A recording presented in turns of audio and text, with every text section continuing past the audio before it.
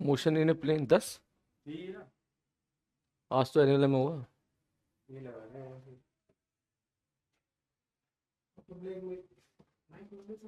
Mic on हो गया। ओए ब्लैंक आ रहा है, टेंशन ना ले। ओ भूत आ गया, भूत भूत भूत भूत भूत।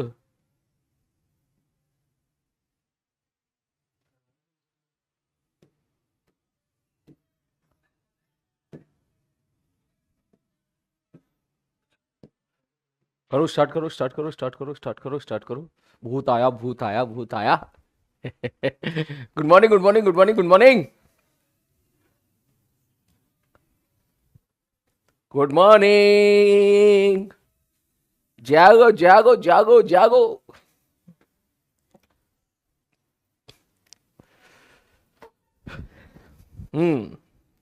भूत आया भूत आया भूत आया भूत आया भूत आया।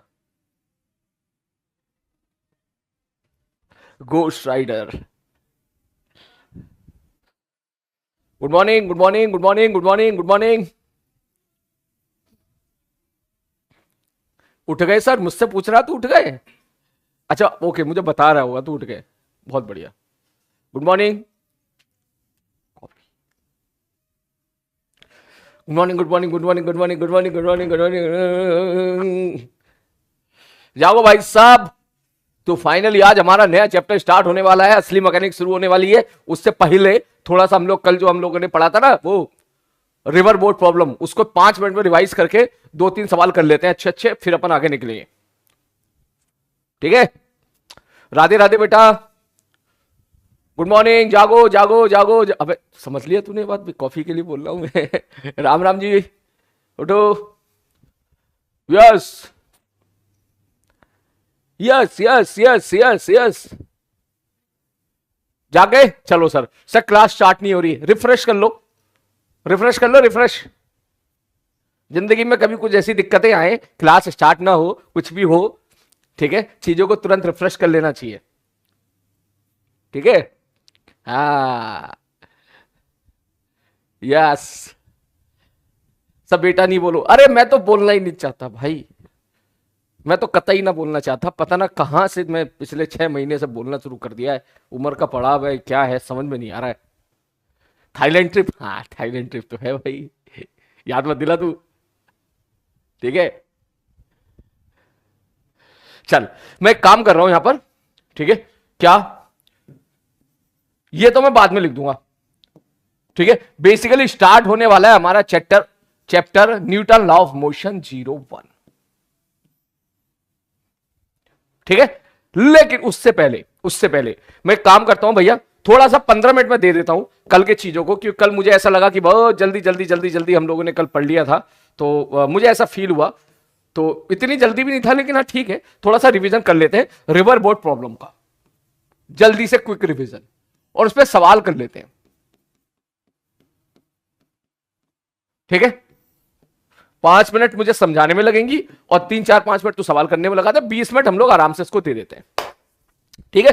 ठीक है सर। सर चैट ऑफ कर दो। ठीक है, मैं चैट ऑफ कर दे रहा हूं, चैट ऑफ। भैया देख, रिवर बोट प्रॉब्लम में कहानी थी, 2 प्रकार के सवाल होते थे। एक प्रकार का सवाल होता था मिनिमम डिस्टेंस का, कि हम क्या करते थे, मिनिमम डिस्टेंस से क्रॉस करते थे रिवर को। और दूसरा प्रकार का सवाल होता था मिनिमम टाइम में कवर, मिनिमम टाइम में क्रॉसिंग करना। मतलब भैया नदी बह रही है तो तू तैरना जानता है या तेरे पास बोट है, ठीक, बोट की कुछ ना कुछ स्पीड है। यहां पर जो चीज इंपॉर्टेंट होती थी उसके बारे में एक बार थोड़ी चर्चा कर लेते हैं। सबसे पहले सर, अगर ये रिवर है, रिवर आगे जा रही है यू, तो इस यू को मैं बोलता हूं velocity of river with respect to the ground. ठीक है? अब लिखूंगा नहीं, अब तो समझ ले, क्योंकि लिखाने वाले पार्ट्स कल करा चुका हूं। ये होता है velocity of river with respect to the ground, मतलब ग्राउंड के रेस्पेक्ट में जो वेलोसिटी है रिवर की, मतलब खड़े हुए आदमी को, जमीन पे जो खड़ा हुआ आदमी है उसको जो दिखाई दे रहा है। ये सपोज है, सपोज मान के चलो भाई साहब ए पॉइंट ए है, तूने यहां से अपनी नाव तैराना शुरू करी है, तूने यहां से तैरना स्टार्ट किया, तुझे जाना है बेसिकली मिनिमम डिस्टेंस क्रॉस, मतलब तुझे रिवर को क्रॉस करना है कम से कम दूरी तय करते हुए, तो वो एक ही दूरी होगी, वो होगी शॉर्टेस्ट परपेंडिकुलर डिस्टेंस। तो बेसिकली ए से चल के तेरे को ना बी पे पहुंचना है, ए से चल के बी पे पहुंचना है। अब तू बोलेगा कि सर ठीक है सर, अगर तू सीधा तैरने की कोशिश करेगा ऐसे, तो जैसे ही तू सीधा यहां इस तरीके से तैरने की कोशिश करेगा तो नदी का बहाव तुझे आगे ले जाएगा, तो तू ऐसे ऐसे ऐसे ऐसे ऐसे पता नहीं कहां जाके मिलेगा। तो इसलिए तुझे अगर रिवर को क्रॉस करना है तो भैया तुझे किसी एंगल पे तैरना पड़ेगा, सपोज इस तरफ जाना पड़ेगा वी वेलोसिटी के साथ। ये जो वेलोसिटी वी है ये velocity of man with respect to the river है, इसलिए इसमें जरा सा भी कंफ्यूजन नहीं होना चाहिए। और सपोज इन्हें परपेंडिकुलर के साथ एंगल बनाया थीटा, और इसकी जो हमें ऐसा बोले कि भाई साहब रिवर की जो चौड़ाई है वो डी है, तो यहाँ पे दो इक्वेशन आई थी, दोनों इक्वेशन में यहाँ पे लिख देता हूं। पहली इक्वेशन सर इधर वी है तो इधर होगा सर वी कॉस थीटा जो कि नदी को क्रॉस कराएगा, और इधर हो जाएगा सर वी साइन थीटा। कल हम लोग ये चीज देख चुके थे कि अगर उसको बिल्कुल सीधे जाना है तो ये वाली वेलोसिटी इसके बराबर हो जानी चाहिए, that means v sine theta बराबर यू के हो जाना चाहिए, पहली इक्वेशन। दूसरी सर वी कॉस थीटा नदी को क्रॉस कराएगी, तो आप लिख सकते हो time to cross the river will be total distance travel. जब बाइक के बारे में बात करते हैं एक्स को भूल जाओ, बाइक में बंदा डी ट्रेवल करेगा बटे वी कॉस थीटा, खत्म कहानी। यहां से टी निकल के आ गया, यहां से ये निकल के आ गया, दोनों इक्वेशन है, दोनों को सॉल्व कर लीजिएगा, जो सवाल पूछे वो सवाल निकाल दीजिएगा। इसमें और अच्छा सवाल मैंने बोला था शॉर्टकट तरीका कि सर थीटा निकालो सीधा, साइन थीटा बराबर छोटी वेलोसिटी बटे बड़ी वेलोसिटी, ठीक है, ये भी मैंने बताई थी, साइन थीटा बराबर छोटी वेलोसिटी बटे बड़ी वेलोसिटी। फिर बात है कि सर ये सब तो ठीक है, अब ये बताओ कि रिवर को हम लोग जो है क्रॉस करना चाह रहे हैं मिनिमम टाइम में।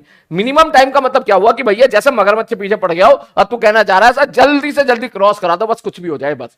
तो इसका मतलब यहां पर अपनी वेलोसिटी का ये वाला कंपोनेंट तूने नदी के साथ लड़ने में बर्बाद कर दिया था। फिर तू बोलेगा सर लड़ना झगड़ना नहीं है रिवर से, बेसिकली लड़ाई तो लड़नी नहीं है हमें, तो बस जल्दी से जल्दी नदी को क्रॉस करना है। तो तू बोलेगा ठीक है सर, इसका मतलब सारी की सारी वेलोसिटी इस डायरेक्शन में रखो।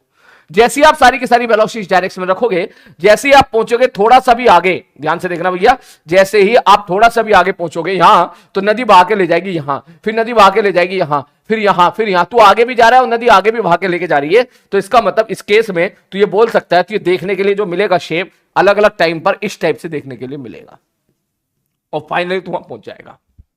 ठीक ठीक है सर। अब यहां पर अगर एक एक चीज पूछी जाए, भैया ये डिस्टेंस है डी और भैया ये इसकी वेलोसिटी थी सपोज बी और नदी बह रही है यू से, तो तू बोलेगा सर अगर आप टाइम निकालना चाहते हो तो सीधा बोलो डी डिस्टेंस कवर करिए वाई डायरेक्शन में और उसकी सारी की सारी वेलोसिटी वाई में ही है, तो डी वाई बी। और यहां से भी तो समझ में आ रहा होगा सर टी की अगर आप मिनिमम वैल्यू निकालना चाहते हो तो इसको 1 कर दो, तो इसका मतलब ये डी बराबर डी वाई बी आ गया। नेक्स्ट, ये जितना आगे सपोज ये पॉइंट ए है, ये पॉइंट बी है और ये पॉइंट सी है, ये जहां पे जाके सपोज इसने जो है नदी को क्रॉस किया और जहां जाके पहुंचा, एक तरीके से पहुंचना उसको बी पे था लेकिन सपोज वो सी पे पहुंचा, तो इसी को हम लोग बोल देते हैं ड्रिफ्ट, कि भैया इतना बह के चली गई नदी ने, इतना उसको बहा दिया।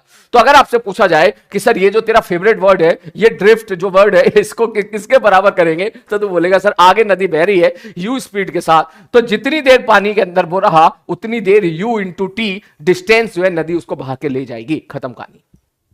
क्लियर है? आई थिंक तेरे को चीजें क्लियर हो गई होंगी। ये सब लिखने की कोई आवश्यकता नहीं है क्योंकि ऑलरेडी तेरी कॉपी में लिखी हुई है। अब तू, मुझे लग रहा है 5 मिनट हुआ, 5 मिनट में मैंने सारी चीजें एक्सप्लेन कर दी हैं। अब तू एक काम कर, जल्दी से सवाल कर, जल्दी से। अब मैं तुम्हारी चैटिंग ऑन कर दे रहा हूं, चलो जल्दी से। अब लैंग्वेज वाले सवाल हैं थोड़े से, ठीक है, करो।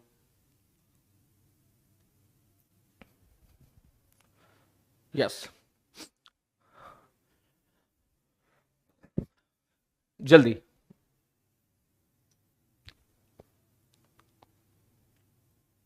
लैंग्वेज करेक्ट करो भाई। आंसर भी दे रखा है बी। अबे न्यू स्टूडियो नहीं है वो, ये पुराना स्टूडियो। न्यू ना है, वही है, पुराना वाला ही है। सर मैं आज मेरी पहली क्लास है, प्लीज बताइए क्या करें। 15 मिनट का वेट करें, उसके बाद एनएलएम से स्टार्ट करें, ठीक है, न्यूटन ऑफ मोशन से स्टार्ट करें भाई, जल्दी।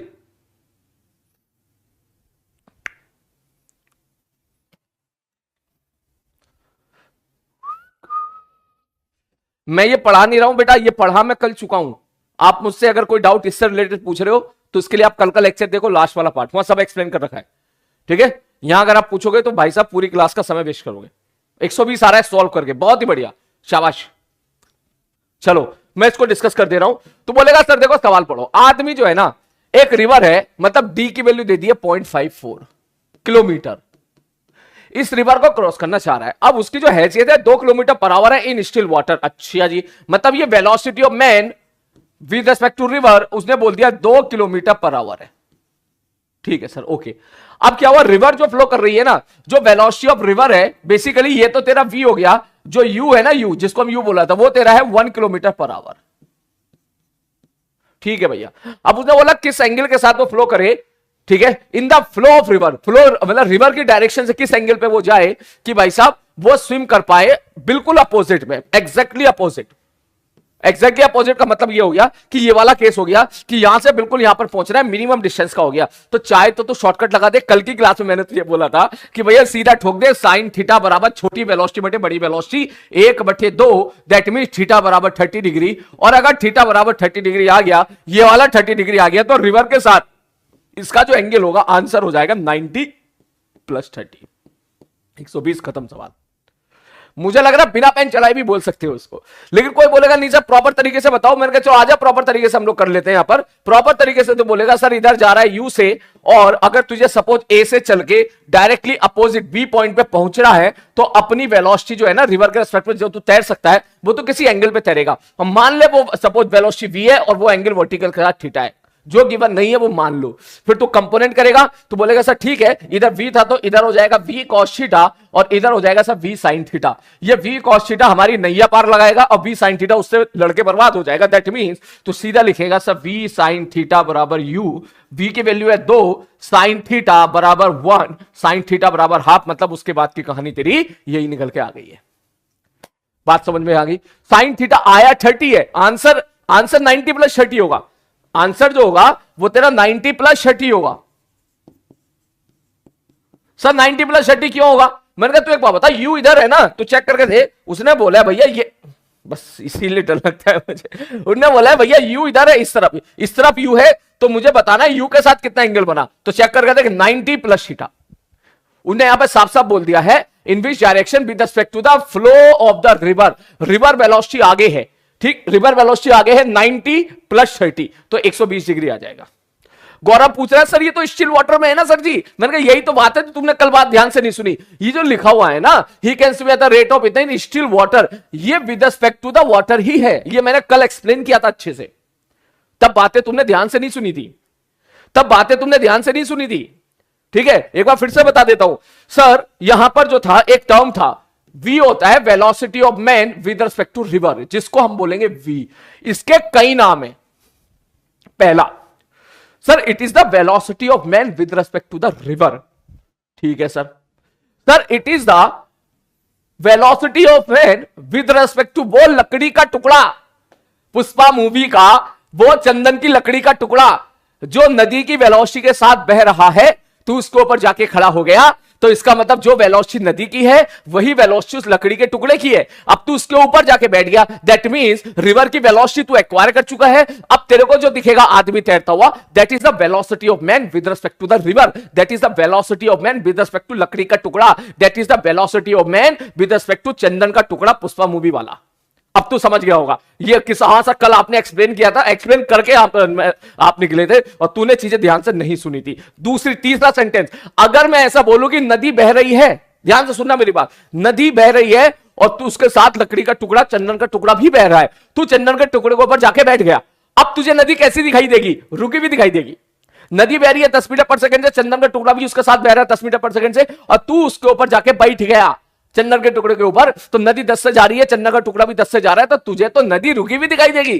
तो इसका मतलब ये हुआ स्टिल दिखाई देगी। इसका मतलब अब तुझे जो आदमी की वेलोसिटी दिखाई दे रही है, it is a kind of velocity of river with velocity of man with respect to in still water. तो इसका मतलब वो ही होता है। अगर यहां से भी समझ में आए तो बस से समझ ले, तो बस होती है। बस सपोज आगे जा रही है 10 मीटर पर सेकंड से और तू बस में बैठ गया, तो तुझे अपने चारों तरफ जो भी तेरे बस के अंदर बैठे हुए लोग हैं सब तुझे रेस्ट पे दिखाई देंगे। बाहर के लोग पीछे जाते हुए दिखाई देंगे, बिल्कुल ऐसे ही जैसे नदी पे तू बैठता है तो किनारा पीछे जाता हुआ दिखाई देता है और बाकी सारी चीजें रेस्ट पे दिखाई देती है। अब अगर मैं तुझसे बोलूं कि तू बस में 1 सेकंड में 5 कदम चल गया अंदर, 1 2 3 4 5, तो तेरी जो वेलोसिटी है किसके रेस्पेक्ट में है? तेरी वेलोसिटी है बस के रेस्पेक्ट में। अब तू ऐसे समझ बस रुकी हुई है, ठीक, और 1 सेकंड में सपोज तू 5 कदम चल गया दौड़ के, ठीक है।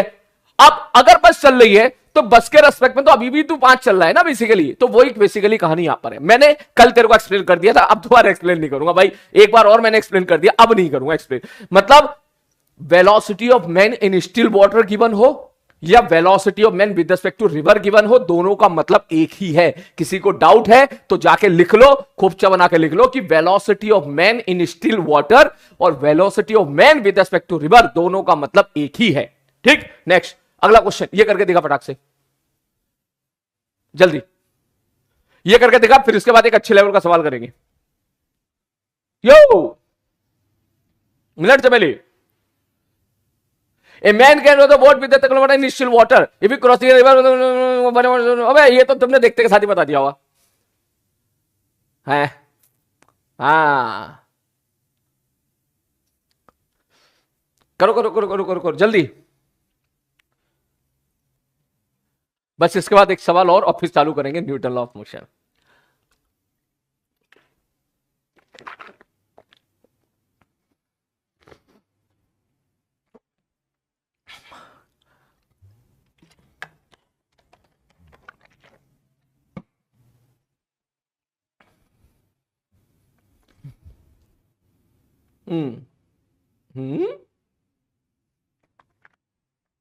बहुत बढ़िया, आंसर टिपना नहीं है भाई, निकालना है। कि देख के बताओ सर आपने राफ्टिंग की है क्या? की है ना, बहुत की है राफ्टिंग, लेकिन मेरे को डर बहुत लगता है भाई, लेकिन फिर भी मैं मौका मिलता है तो मैं जरूर करता हूं। मैं गिर भी गया था बाकी लोगों की तरह, हमारी राफ्ट भी गिर गई थी बाकी लोगों की तरह, मैं राफ्ट के नीचे भी आ गया था मेरी बैंड भी बच गई थी, मेरे को लग रहा आज तो हो गया काम। ऋषिकेश में, ऋषिकेश में राफ्टिंग की थी, ऋषिकेश में। बंजी जंपिंग नहीं करी यार मैंने, वो नहीं करी, मुझे ऊंचाई से डर लगता है एक्चुअली, बहुत ज्यादा डर लगता है। मेरे को कूदने का मन करता है जब ऊंचाई पे होता हूं तो हो गया, सी सी सी सी सी, बहुत ही बढ़िया। देख सवाल को ध्यान से समझे, सवाल बेसिकली ये है, क्वेश्चन जब भी कभी तेरे सामने आए पागलों की तरह मत टूट पर, ध्यान से समझे, और जो गिवन है पहले वो लिख ले सुकून से। क्या गिवन है भैया? उसने बोला आदमी के पास एक नाव है जो 8 से चल सकती है इन स्टिल वाटर, इसका मतलब this is the velocity of man with respect to river बराबर 8। यूनिट वूनिट छोड़, यूनिट वगैरह छोड़, सब में यूनिट सेम ही है, किलोग्राम पर आवर, सॉरी क्या है, किलोमीटर पर आवर ही है। अब उसने क्या किया, वी क्रॉसिंग ए रिवर, ठीक है, वे द करंट इस इतना। अब देख लैंग्वेज उसने चेंज कर दी, कभी कभी प्यार मोहब्बत से दे देता है कि रिवर इतनी वेलोसिटी के साथ बह रही है, लेकिन यहां उसने बोल दिया भैया रिवर की वेलोसिटी के, लैंग्वेज चेंज कर दी उसने बोल दिया कि भैया कि जो रिवर की जो वेलोसिटी है ना, जिसको हम यू बोलते हैं, ये तेरा वी हो गया, ये वो 4 है, मैं इसको तो हटा ही रहा हूं ना, सीधा लिखो ना वी बराबर 8, हम तो वी और यू से रिप्रेजेंट कर रहे हैं ना, रिवर की वेलोसिटी 4 है। अब उसने बोला in which direction should he head the boat, बच्चे यहां तक पढ़ते हैं और सीधा बोलते हैं छोटा बटे बड़ा 4/8, इसका मतलब आधा हो गया, इसका मतलब आंसर इज 30 डिग्री, ये 120 डिग्री, वो यहीं पे जाकर टच जाते हैं, ये यहीं पे कोई भी टिक करके आगे बढ़ जाते हैं। पहले आगे पढ़ लो भाई, आगे गिवन क्या है। उसने बोला भाई साहब, क्या बोला है, in what direction should he head the boat to cross the river in shortest time. भैया थोड़ा सा यहां पर शायद स्पेलिंग में गलती हो गई है, शॉर्टेस्ट टाइम है बेसिकली, ये ले, ठीक, शॉर्टेस्ट टाइम। भैया वो कहना चाह रहा है okay, and what is the minimum time, वो मिनिमम वक्त निकालना चाह रहा है और कह रहा है भैया कैसे जाना चाहिए। तो ये फंडा आई थिंक तेरे को बिल्कुल क्लियर होगा। सर नदी बह रही है सर आगे 4 से, मैंने कहा ठीक है भाई, कह रहे सर देखो यहां से जाना है और बेसिकली कहानी ये है कम से कम समय में जाना है। तू बोलेगा सारी की सारी वेलोसिटी भैया इधर कर दे, ठीक है, सारी की सारी वेलोसिटी इधर कर दे। अब तू बोलेगा सर इसका मतलब सारी की सारी वेलोसिटी इधर करने का मतलब 90 डिग्री पे जाओ, तो answer is basically C option. अब बोलेगा कितना समय लगेगा, बोले समय क्या, टाइम बराबर सर नदी क्रॉस करनी है वी वेलोसिटी के साथ, और डी की वैल्यू कितनी है 8 किलोमीटर, बंदा खुद कितने से दौड़ सकता है 8 से दौड़ सकता है, तो टाइम बराबर कितना हो गया 1 घंटा। इसका मतलब 1 घंटे में बेचारा तैर तैर के उस नदी को क्रॉस कर लेगा, खत्म कहानी। ओके सर आपको पता चल गया मिस्टेक्स है, हाँ मुझे तो पता है ना तुम क्या गलती कर देते हो। सब मेंस में क्वेश्चन आते हैं ना, मेंस में बेटा आते हैं, एडवांस में तो नहीं आते हैं, मेंस में तो आते हैं। एडवांस में मैंने आपको पहले ही बोला था काइनेमेटिक्स से डायरेक्टली क्वेश्चन कम आते हैं, ठीक है, काइनेमेटिक में मिक्स करके आते हैं, ठीक है, काइनेमेटिक में मिक्स करके आते हैं। इस बार तो खैर काइनेमेटिक्स से एक ही सवाल आया था, बहुत आसान सवाल आया था, ठीक है, वो भी हमारा क्लास का कराया हुआ आ गया था पिछले साल का, ठीक है। चल भाई मैं आगे बढ़ता हूं, मैं इसके बाद अब मैं एक अच्छा सवाल और ले लेता हूं, बढ़िया सवाल, ठीक है। मैंने बोला भैया velocity of man with respect to river, जिसको हम बोलेंगे v, वो सपोज है 10। एक अच्छा सवाल भी ले लेते हैं। Velocity of man with respect to river, उसको मैंने बोल दिया भाई साहब 10 मीटर पर सेकेंड। जो रिवर की वेलोसिटी है भाई साहब, उसको मैंने बोल दिया सपोज कितना, 6 मीटर पर सेकेंड। ठीक है सर। तो कहानी बेसिकली मेरे भाई ये है, ये रहा पॉइंट ए, ये रहा पॉइंट बी, ठीक है। ये वाली डिस्टेंस अगर मैं आपसे पूछूं तो मान के चलिए सपोज 160 मीटर, ठीक है। क्वेश्चन की लैंग्वेज में ये गिवन है कि नदी आगे बह रही है कितने से भाई साहब, u बराबर कितने से, u बराबर 6 मीटर पर सेकेंड से, ठीक है। और आदमी ने बोला कि मैं भैया इधर तैरूंगा, इधर। आदमी ने अपनी वेलोसिटी इधर रख दी 10 meter per second, make in an angle suppose 53 degree with the river. ये गिवन है, बात समझ मारिए। ये क्या है मेरे भाई, गिवन है। लैंग्वेज लिखाने का वक्त नहीं है मेरे पास, लेकिन देखो सवाल ऐसे गिवन होगा। कैसे गिवन होगा सवाल, सर चैट ऑफ कर दो, ठीक है भाई चैट ऑफ कर देता हूं। ये ले, सवाल ऐसे गिवन होगा कि river is flowing with speed 6 meter per second in each direction, ठीक है भाई साहब। Width of the river is 160 meter, ठीक है भाई साहब। अब उसने बोला now a man want to cross the river but its velocity is, सीधा बोल the velocity with respect to river is 10 meter per second, but उसने बोला कि उसकी जो its direction of velocity is always at an angle of 653 degree with the direction of river. मतलब तू समझ जा कि सपोज मैं ऐसा बोलूं भाई साहब, ये इधर u है, ये इधर u है, तो उसकी जो u के साथ एंगल है ना, वो हमेशा 53 डिग्री है। सवाल बेसिकली ये है, ठीक है। यही अंग्रेजी में दूसरा प्रोफाइल के सवाल भी बना दिया जाएगा। भैया आदमी है, आदमी के पास क्या है, एक बोट है, उसने अपने बोट का जो स्टीयरिंग है ना, वो रिवर की वेलोसिटी से 53 डिग्री पर ही रखा हुआ है। तो अब बता दो पहला पॉइंट, पहला question, time to cross the river.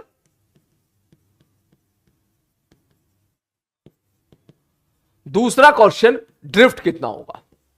Basically ये सवाल डिसाइड करेगा कि तूने कितने अच्छे से ये आर्टिकल पढ़ा है, क्या तूने फॉर्मूला ही रटा है या तूने सच में तूने रिलेटिव पढ़ा है। तो ध्यान से देख, ध्यान से देख, ध्यान से देख। तू बोला सर कुछ मत करो सर, सर ये जो पी जो है ना, ये आपने बोला है with respect to the river है। सबसे पहले इसके कंपोनेंट तोड़ लो। सर ये 10 है, तो ये आगे कितना होगा भैया, 10 cos 53, जिसकी वैल्यू कितनी होगी 6। और सर इधर कितना होगा सर, मैं भैया इधर होगा 10 sin 53, जिसकी वैल्यू हो जाएगी 8। अच्छा अब बताओ, मैंने कहा अब तो मुझे बता कि इसकी वेलोसिटी इधर ही है, इधर ही है, इसका मतलब ये वाला कंपोनेंट तो इधर ही रहने वाला है। तो नदी क्रॉस कौन कराएगा, तो बोलेगा नदी क्रॉस कराएगा ये 8। तो बता जब y के बारे में बात करो तो इधर मान ले भैया this is your y axis और it is your x axis, ठीक। जब y के बारे में बात करो तो x को भूल जाओ, y में कितनी वेलोसिटी है, तो बोलेगा सर y में इस बंदे की वेलोसिटी है 8, और अगर इस बंदे की y में वेलोसिटी 8 है तो तू सीधा बोलेगा सर टाइम बराबर हो जाएगा सर 160 मीटर चलना है और 8 की स्पीड से चलना है, मतलब 20 सेकंड लगेंगे इसको रिवर क्रॉस करने में, ठीक है सर। अब मैं ड्रिफ्ट पूछूं तो भैया कहानी बेसिकली ये है, ये जा तो इधर रहा है लेकिन पहुंचेगा कहीं यहां पर, ठीक है। ये जो डिस्टेंस आया इसी को तू बोल देगा सर ये हमारा क्या हो जाएगा, ड्रिफ्ट। तो मैं अगर तुझसे पूछूं what is the value of drift, drift बता दे क्या होगी, जो तेरा फेवरेट अल्फाज है वो बता दे क्या होगा। तब तू बोलेगा सर देखो ये ऐसी नदी में बेसिकली तैर रहा है, नदी की वेलोसिटी खुद 6 है, और वो ये जो है ये 6 क्या है, ये velocity of man with respect to river ही तो है एक्स में, ठीक। क्योंकि ये जो v है ये velocity with respect to river है, तो रिवर खुद आगे कितने से जा रही है भैया 6 से, ये रिवर के रिस्पेक्ट में कितने से जा रहा है भाई साहब 6 से। तो कहानी ऐसे होगी, इसने 6 का एफर्ट मारा और रिवर की वेलोसिटी 6 थी, तो भैया वो वाली वेलोसिटी ऐड हो गई, सपोर्ट मिल गया उसे उसका, तो कुल मिला के तू बोलेगा ड्रिफ्ट बराबर क्या हो जाएगा, तो सीधा बोलेगा सर 6 तो रिवर की वेलोसिटी थी, 6 उसकी खुद की वेलोसिटी हो गई, तो जो नेट वेलोसिटी होगी ग्राउंड के रिस्पेक्ट में वो होगी तेरी 12। और सर कितनी देर तक वो पानी में रहा, तो बोलेगा सर 20 सेकंड तक पानी में रहा, तो इसका मतलब 12 दूनी 24, 240 मीटर। खत्म सवाल, ये है कहानी, ठीक है। मतलब कंपोनेंट करना तेरे को आना चाहिए, ठीक है। ये ऐड क्यों किया, सब वही वाली बात होगी जैसे मैंने आपको वहां पे बताया था ना उस पे बस वाली केस में, कि मैं तुझसे बोलूं ये सब क्लास में मैं करा चुका हूं कि बस आगे जा रही है 10 मीटर पर सेकेंड से, और तू यहां पर बैठा हुआ है और तू यहां आगे जा रहा है 2 metre per second with respect to बस। तो तेरी जो वेलोसिटी ऑफ मैन होगी ना विद रिस्पेक्ट टू ग्राउंड, वो 10 + 2 = 12 हो जाएगी, जो मैंने पहले समझा चुका हूं। यह है बेसिकली कहानी, बात समझ मारिए। इन ए सिमिलर मैटर यहां पे नदी है, नदी खुद आगे जा रही है 6 से, और तू यहां से सपोज तू तैर के आगे जा रहा है 6 से इसके रेस्पेक्ट में, तो जमीन के रेस्पेक्ट में तो तू 12 से जाता हुआ दिखाई देगा ना, 12 से जाता दिखाई देगा। बच्चे बोले सर ये इजी है, इजी नहीं है बेटा, इजी नहीं है, बस ये जेईई मेन से थोड़ा सा ऊपर है। क्लियर है? ओके चल जल्दी से इसको नोट कर ले, ये सवाल मैंने करा दिया, एक सवाल तू करके दिखा दे और फिर हम इस चैप्टर को वाइंड अप करते हैं। ठीक है, 3 मिनट बचे हुए हैं, जल्दी नोट कर ले। ठीक है, मैं वहां पे लिख दूंगा कि 30 मिनट के बाद एनएलएम स्टार्ट होगा। ओके हाँ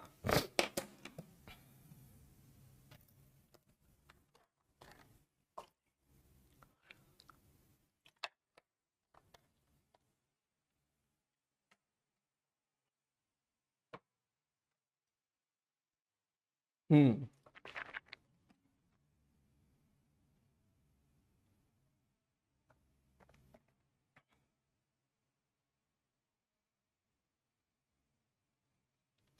छाप लियो तो बता देना।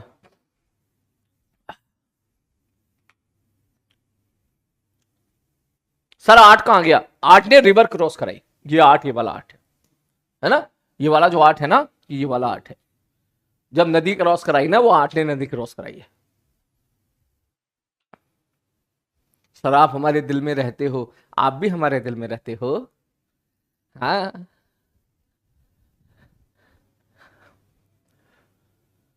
हम्म स्टोरी सुनाओ सर, पहले यहां से निकल लेते फिर सुनेंगे।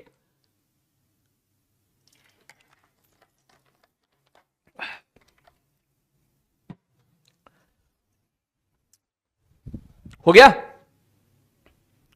ओके छाप लिया तो बताना सर, छाप लिया सीकेएल।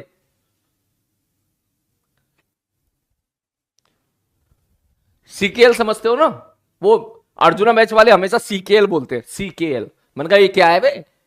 वो बोला ऐसा सीकेएल मतलब कॉपी कर लिया। मैंने कहा वाह यार।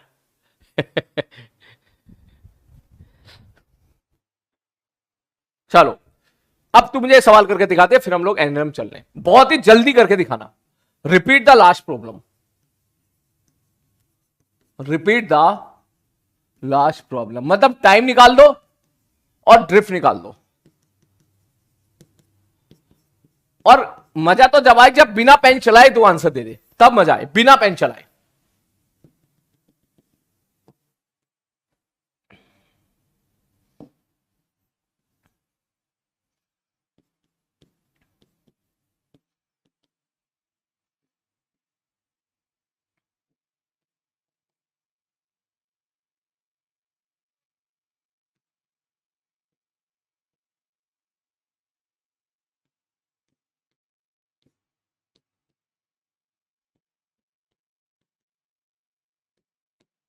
चलो अब करके दिखाओ, बिना पेन चलाए आंसर, जल्दी से।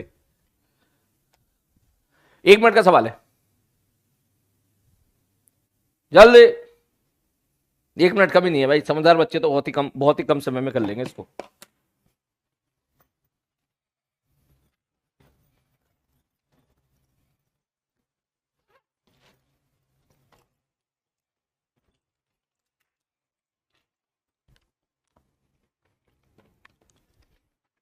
अरे वाह, आंसर आ गया, बहुत ही बढ़िया, शाबाश।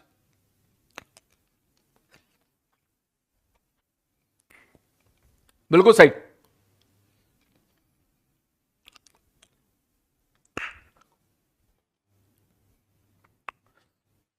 बिल्कुल सही।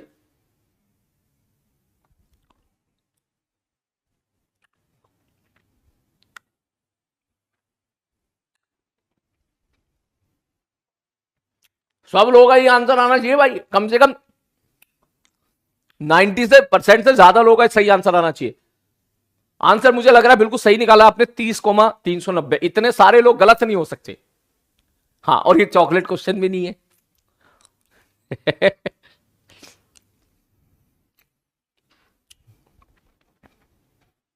हम्म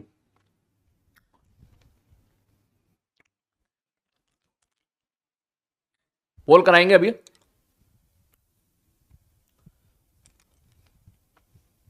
हो गया? ठीक है सर, सब कंपोनेंट ले लो सबसे पहले। भैया इधर 10 है तो इधर होगा 10 cos 37। 10 cos 37 होता है 8, इधर होगा 10 sin 37 जो कि होगा 6। नदी क्रॉस कराएगा ये वाला कंपोनेंट, ठीक है, क्योंकि नदी क्रॉस कराने के लिए तो इस डायरेक्शन में जाना है, इस डायरेक्शन में बस यही कंपोनेंट है तेरा। तो अगर ये 6 है तो सीधा बोलेगा सर टाइम लगेगा 6/180, सॉरी उल्टा बोल दिया मैंने, सर टोटल डिस्टेंस कितना कवर करना है सर 180 बटे कितनी स्पीड के साथ भैया, 6 की स्पीड के साथ, सीधा बोलेगा 30 सेकेंड। ठीक है सर ड्रिफ्ट कैसा निकालोगे? मैं कहा भैया देखिए आगे कितनी वेलोसिटी है सर 8, 5 उसकी मिल गई और भैया 30 सेकंड तक हवा मेरा, तो ये हो गया 390, खत्म सवाल। क्लियर है? मुझे एक बार कंफर्मेशन दो, इसके बाद फिर हम लोग चैप्टर स्टार्ट करते हैं नया। बोट टाइप जितने लोगों का सही है भाई थंब अप करें,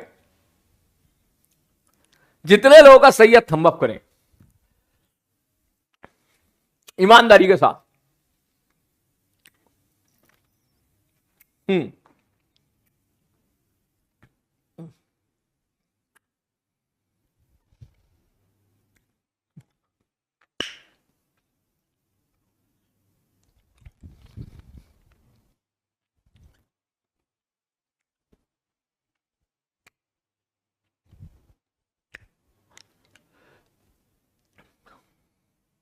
सो रिजल्ट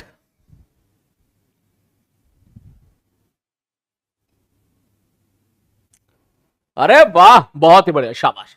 तो अब मैं एक काम करता हूं भैया, मैं यहां पे लिख देता हूं, ठीक है, ताकि कोई अगर लेक्चर रिकॉर्डेड देख रहा हो तो उसका समय बच जाए, उसको केवल एनएलएम पढ़ना हो।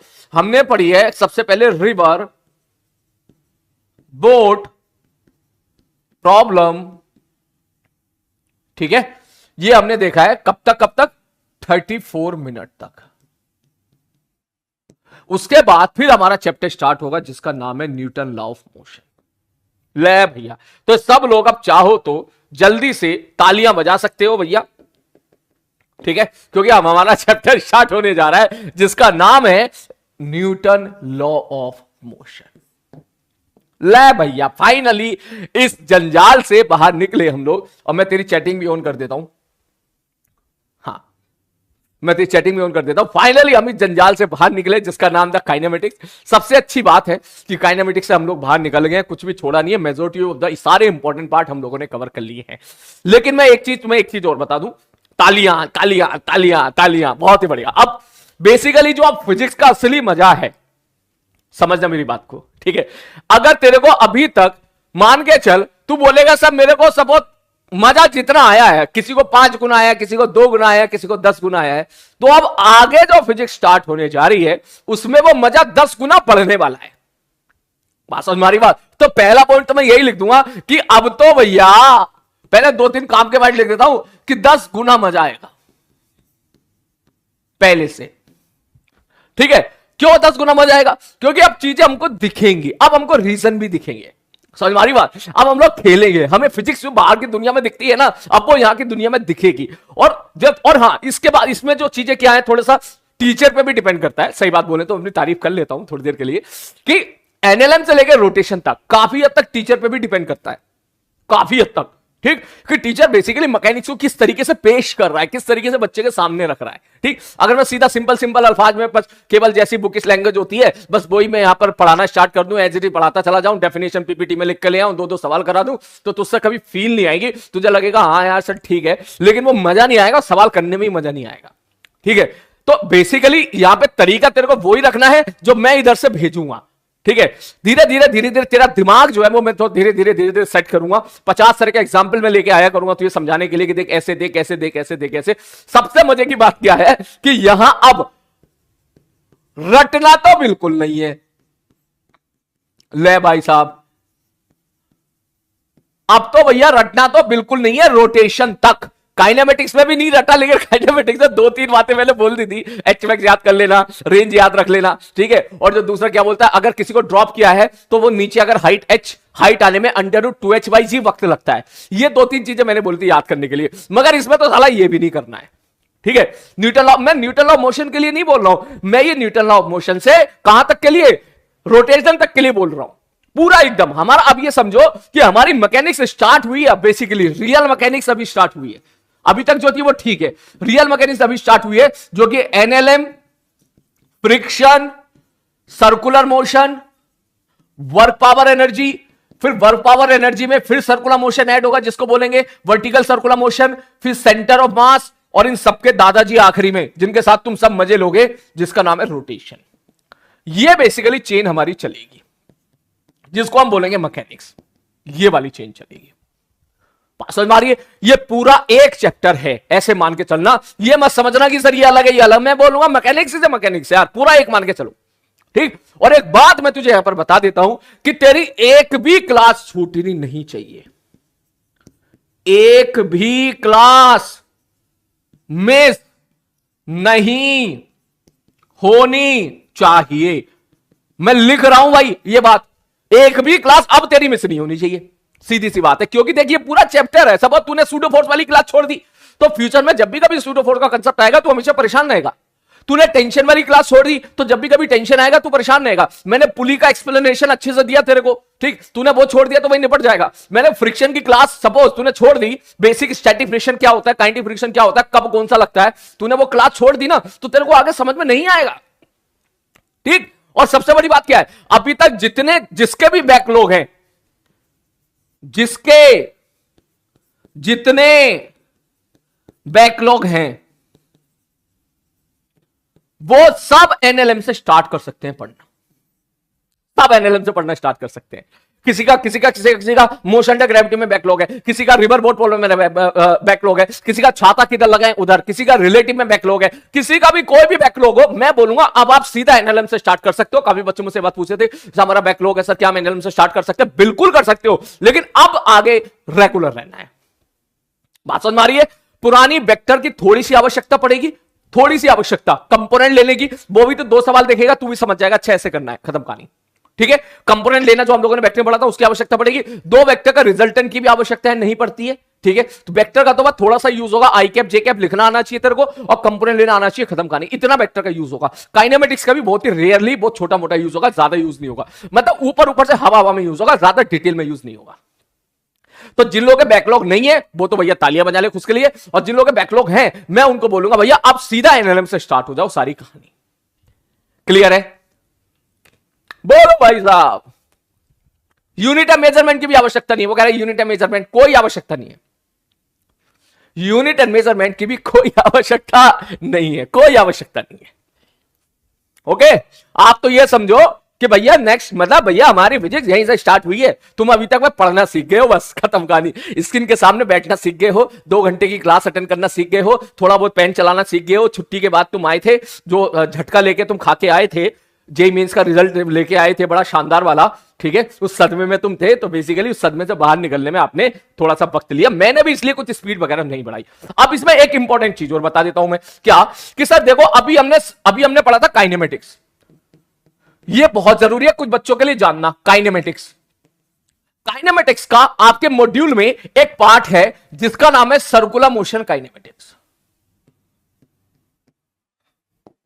ये स्पेलिंग हमेशा ही गड़बड़ करता हूं मैं, सर्कुलर मोशन की काइनेमेटिक्स, काफी बच्चों को ये चीज याद होगी, वो चीज हम पढ़ेंगे मेरे भाई यहां पर। तो आप ये मत सोचना कि सर आपने छुड़वा दिया, पहले ही बता रहा हूं, पहले क्लियर कर रहा हूं, काइनेमेटिक्स में आपके मॉड्यूल में भी क्या दे रखा है कि सर्कुलर मोशन की काइनेमेटिक्स को काइनेमेटिक्स के साथ दे रखा है। मैं छुड़वा नहीं रहा हूं, मैं इसको बेसिकली सर्कुलर मोशन में करवाऊंगा, पहली चीज। दूसरी चीज, एक किसी किसी किताबों में या किसी किसी मॉड्यूल में एक आर्टिकल दिया होता है कंस्ट्रेन मोशन का, कंस्ट्रेन मोशन, ये कंस्ट्रेन मोशन भी काइनेमेटिक्स में गिवन होता है काफी बुक्स में, मॉड्यूल में तो नहीं है आपके, लेकिन मार्केट की किताबों में अक्सर इस कंस्ट्रेन मोशन को काइनेमेटिक्स के साथ पढ़ा दिया जाता है। कोटा में भी काफी कुछ इंस्टीट्यूट में उसको शुरू में ही पढ़ा दिया जाता है। तो आप ये मत समझना कि मैं इसको छुड़वा रहा हूं, मैं कंस्ट्रेन मोशन को कराऊंगा एनएलएम के बाद। बात समझ मारिए, क्योंकि कंस्ट्रेन मोशन में जब पुली आएगी तो पहले पुली तो पढ़ाऊं तेरे को, पुली होती क्या है, ठीक, पुली में इस तरफ क्या पुली का कंसेप्ट है, पहले वो भी तो बताना पड़ेगा ना। रस्सी में क्या कंसेप्ट है, कंस्ट्रेन मोशन लगा क्यों रहे हैं, क्या वजह है उसके पीछे, वो सारी चीजें भी तो बतानी पड़ती है ना। तो वो सारी चीजें हम एनएलएम में पढ़ते हैं, इसलिए मैं एनएलएम के बाद कंस्ट्रेन मोशन कराऊंगा और काइनेमेटिक्स का सर्कुलर मोशन वाला पार्ट वो वहां पे कराऊंगा।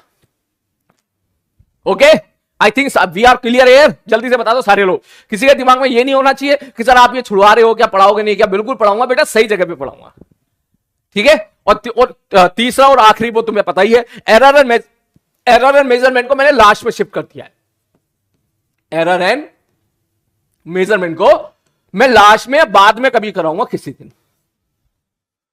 ठीक है। इसको मैंने बचा के रख रखा है। सपोज कब के लिए बचा के रख रखा, मान ले ये मैंने बेसिकली 3 लेक्चर का आर्टिकल है, ये इंडिपेंडेंट है। इंडिपेंडेंट का मतलब इसमें कोई किसी भी चीज की आवश्यकता नहीं पड़ेगी। मान के चल मुझे ऐसा लगा कि दिवाली में आप लोग छुट्टी ज्यादा मार रहे हो, ठीक है, और मैं नहीं चाहता कि बहुत बड़ा टॉपिक का नुकसान हो जाए और मुझे चैप्टर कराना ही है, तो या तो मैं फिर एक काम करूंगा, दिवाली के आसपास ये करा दूंगा, 3 लेक्चर में समाप्ति हो जाएगा, और अगर किसी बच्चे ने छोड़ा भी तो उसको इतना बड़ा लॉस भी नहीं होगा।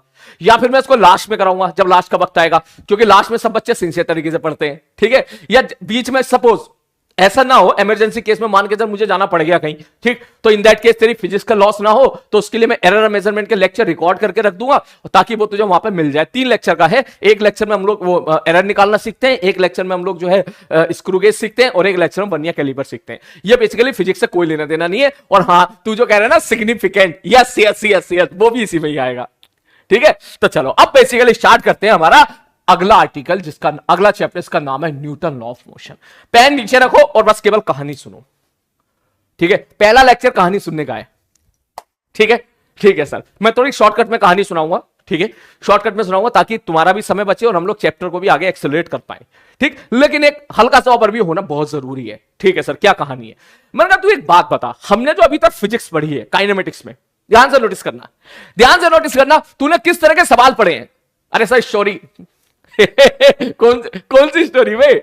अच्छा तेरे को लग रहा है कि मैं थाईलैंड वाली स्टोरी सुना हुआ है, मैं एलएलएम वाली स्टोरी सुना रहा हूं, तेरे को थाईलैंड वाली स्टोरी याद आ रही है?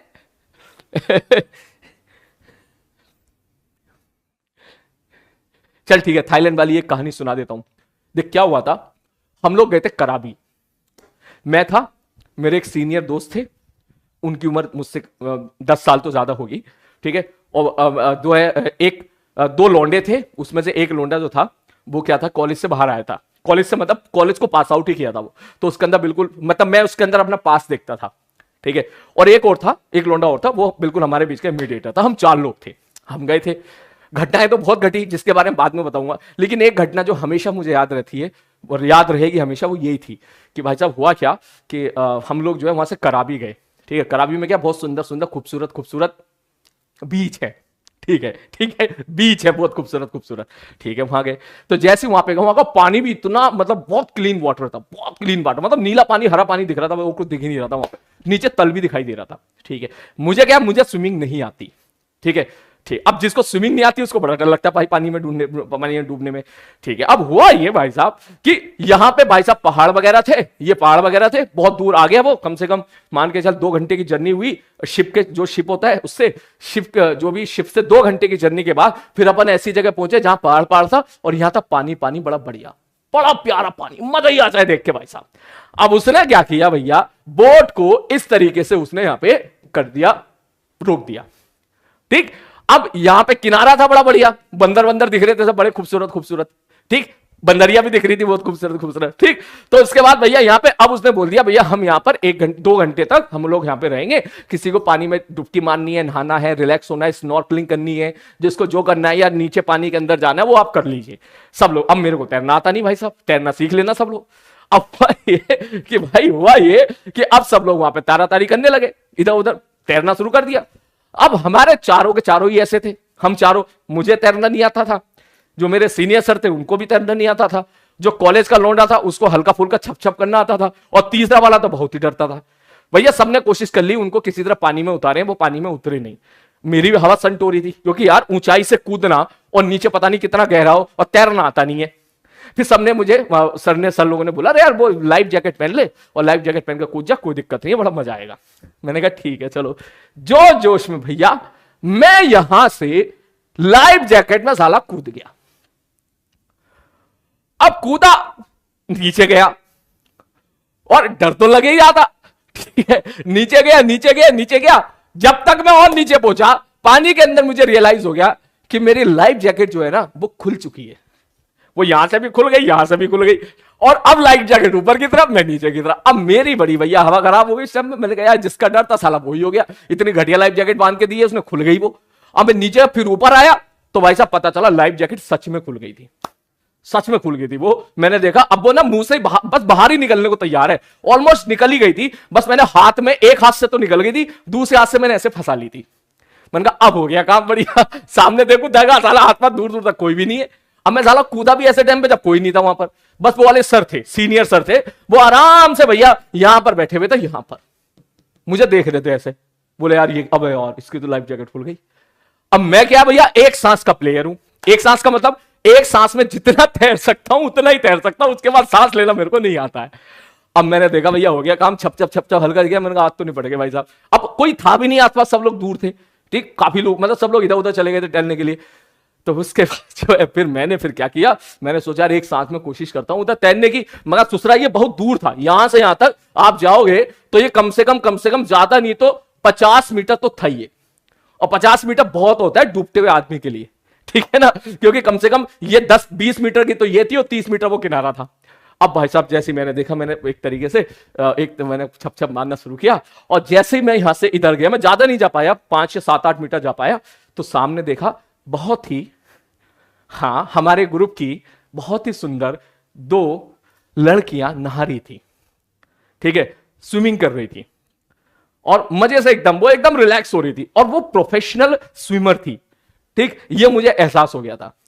अब मैं पूछा वहां पर, तो उन्हें लगा मैं मजाक कर रहा हूं, तो उसने बोला इंग्लिश में, यू आर जोकिंग। मैंने कहा भाई जोक नहीं कर रहा हूं, I don't know how to swim. उसको फिर रियलाइज हुआ कि हाँ इसको सच में स्विम नहीं आती है।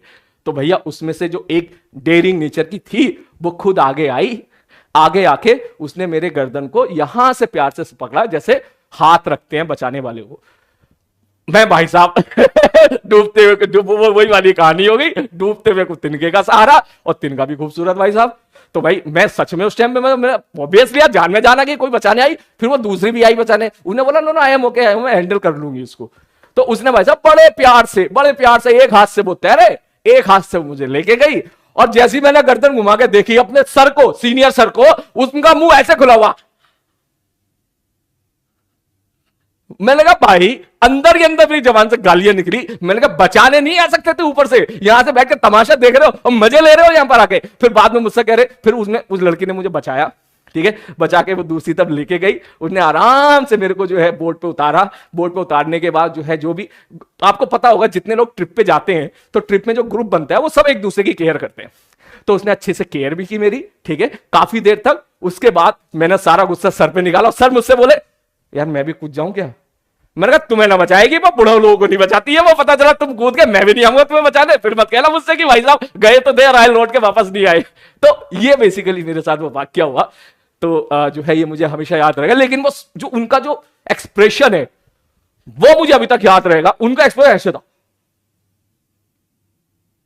ऐसा देख रहे लगातार। मैंने कहा भाई ये क्या है, कोई बचाने नहीं आ रहे हो, कोई बचाने आ गया तो उसको तुम इस तरीके से देख रहे हो, ये तो गलत बात है भाई। तो एक वाक्य मेरे साथ ये हुआ था, फिर हम लोग बहुत अच्छे दोस्त बन गए थे सारे लोग। होता ही है जब एक ऐसा इंसिडेंट हो जाए तो, ठीक है। हमारा जो 3-4 दिन का ट्रिप था, हम सब लोग फिर दोस्त बन गए थे। एक कहानी ये है, दूसरी कहानी फिर कभी सुनाएंगे, ठीक है। चल भाई साहब अब ये मत पूछना कि वो कहां की थी। हाँ वो इटली की थी, इटली, हाँ इटली की थी। उनका पूरा ग्रुप इटली का था, ठीक है। वो शायद 2-3 लोग थे, 3 लोग वो इटली से, 4 लोग हम इंडिया से थे, 7 लोग हो गए थे। बढ़िया फिर एकदम, ठीक है। एक अच्छी जर्नी हंसी मजाक में निकल गई थी हमारी। अब ज्यादा हंस मत तो, ठीक है। चल अब शुरू करते हैं। तो बेसिकली जो हमारा चैप्टर है स्टार्ट होने वाला है न्यूटन लॉ ऑफ मोशन। क्या है न्यूटन लॉ ऑफ मोशन, ध्यान से सुन, ठीक है। मैं चैटिंग तेरी बंद कर रहा हूं, वरना तो दूसरे प्रदेश में चला जाएगा, दूसरे देश में चला जाएगा, मैं समझ गया हूं, ठीक है। कह रहा हो ठीक है। अब सुन, ध्यान से सुन। तो बेसिकली कहानी यह है न्यूटन लॉ ऑफ मोशन। मैं अगर बात करूं काइनेमेटिक्स से, काइनेमेटिक्स में हम लोगों ने क्या पढ़ा था, ठीक है। काइनेमेटिक्स में हम लोगों ने पढ़ा था, ध्यान से समझना, अब सीरियस हो जा, बिल्कुल सीरियस नोट पर आ जा। काइनेमेटिक्स में हम लोगों ने पढ़ा था भाई साहब एक पार्टिकल है, पार्टिकल को किसी टावर से फेंक के मार दिया, ठीक है। और सवाल देख कैसे गिवन होता था, a particle is projected from the tower of a height 320 meter at a angle of फलाना ढिकाना विद द स्पीड इतना, ठीक, making an angle 37 degree with the horizontal. मैंने कहा ठीक है। सवाल एक चीज समझना कि बेसिकली क्या चीज वो हम लोग अब पढ़ के आए हैं। तो उसमें यह लिखा होता था कि भाई साहब किसी टावर पे से एक पत्थर को फेंक के मारा है, इतनी वेलोसिटी के साथ, इतने एंगल पे फेंक के मारा है। तो बताओ, क्या बताओ, सबसे पहला प्रश्न कि find the time of flight. मैंने कहा अच्छा, मैंने कहा बताओ कि वो पार्टिकल जमीन पे कब गिरेगा। मैंने कहा बिल्कुल करेक्ट बात है। वो दूसरा सवाल क्या पूछता था कि find where it will hit the ground. इसका मतलब वो पार्टिकल कहां गिरेगा। बात समझ मारी है? ये सब होती थी कि भैया ये बता दो पार्टिकल कब गिरेगा, कहां गिरेगा, लेकिन उसने ये नहीं बोला क्यों क्यों क्यों। ये सोचने वाली बात है। तो क्यों मतलब मैंने कहा सवाल बेसिकली ये कहानी थी कि मैं तुझसे बोलूं भाई जब एक टावर में से सपोज तूने हॉरिजॉन्टल पत्थर फेंक के मार दिया, पत्थर गया गया गया गया गया गया गया और यहां जाके गिर गया, अब मैं तुझसे पूछूं भैया ये कहां जाके गिरा, रेंज निकालो। तूने बड़ी खुशी से रेंज भी निकाल दी। मैं बोलूं कितनी देर में जमीन पे गिरोगा, तूने वो भी निकाल दिया। लेकिन मैं तुझसे पूछूं भाई ऐसा क्यों हुआ, ठीक है, वो क्यों के पीछे हम लोग कभी नहीं पड़े, कभी नहीं पड़े। ऐसा हुआ क्यों है, क्यों का मतलब अब मैं तुझसे बोलूं पार्टिकल अगर हवा में है तो उसका एक्सीलरेशन क्या नीचे की तरफ जी होगा, बोले यस सर। मैंने कहा क्यों होगा, इस पे तो हमने कभी नोटिस ही नहीं किया। इससे थोड़ा पहले चलते हैं, जब हम लोगों ने इक्वेशन ऑफ मोशन पढ़ी थी, याद करो इक्वेशन ऑफ मोशन पढ़ी थी भैया, v बराबर u प्लस एटी या इस प्रकार के जितने भी केसेस पढ़े थे, वहां सवाल ऐसे की मन होता था, ध्यान से समझना। A particle start motion from rest having the acceleration 5 meter per second square, कुछ ऐसे सवाल होते थे। मैं यहाँ पे क्वेश्चन में लिख ही देता हूं, एक सिंपल सा सवाल, ए particle start motion from rest. भैया रेस्ट से मोशन स्टार्ट किया, having acceleration plus 5 meter per second square, ठीक है सर। अब उसने बोल दिया पहला फाइंड वेलोसिटी एट t बराबर 10 सेकेंड, फाइंड डिस्प्लेसमेंट एट मतलब डिस्प्लेसमेंट बताओ t बराबर 0 से 10 सेकंड। ये हमारी काइनेमेटिक्स स्टार्ट हुई थी। तो तू मुझे एक बात बता, उसने क्या पूछ लिया, उसने पूछ लिया कि कब कितनी वेलोसिटी होगी और कितने टाइम में कहां जाएगा। अगर उसने बोला कि एक्सीलरेशन प्लस 5 मीटर पर सेकंड है तो ये क्यों है, इसके बारे में हम लोगों ने पढ़ा ही नहीं था। ना तूने पूछा, ना मैंने पढ़ाया, ना मैं तेरा ध्यान उधर लेके गया कि एक्सीलरेशन अगर 5 मीटर पर सेकंड स्क्वायर है तो क्यों है।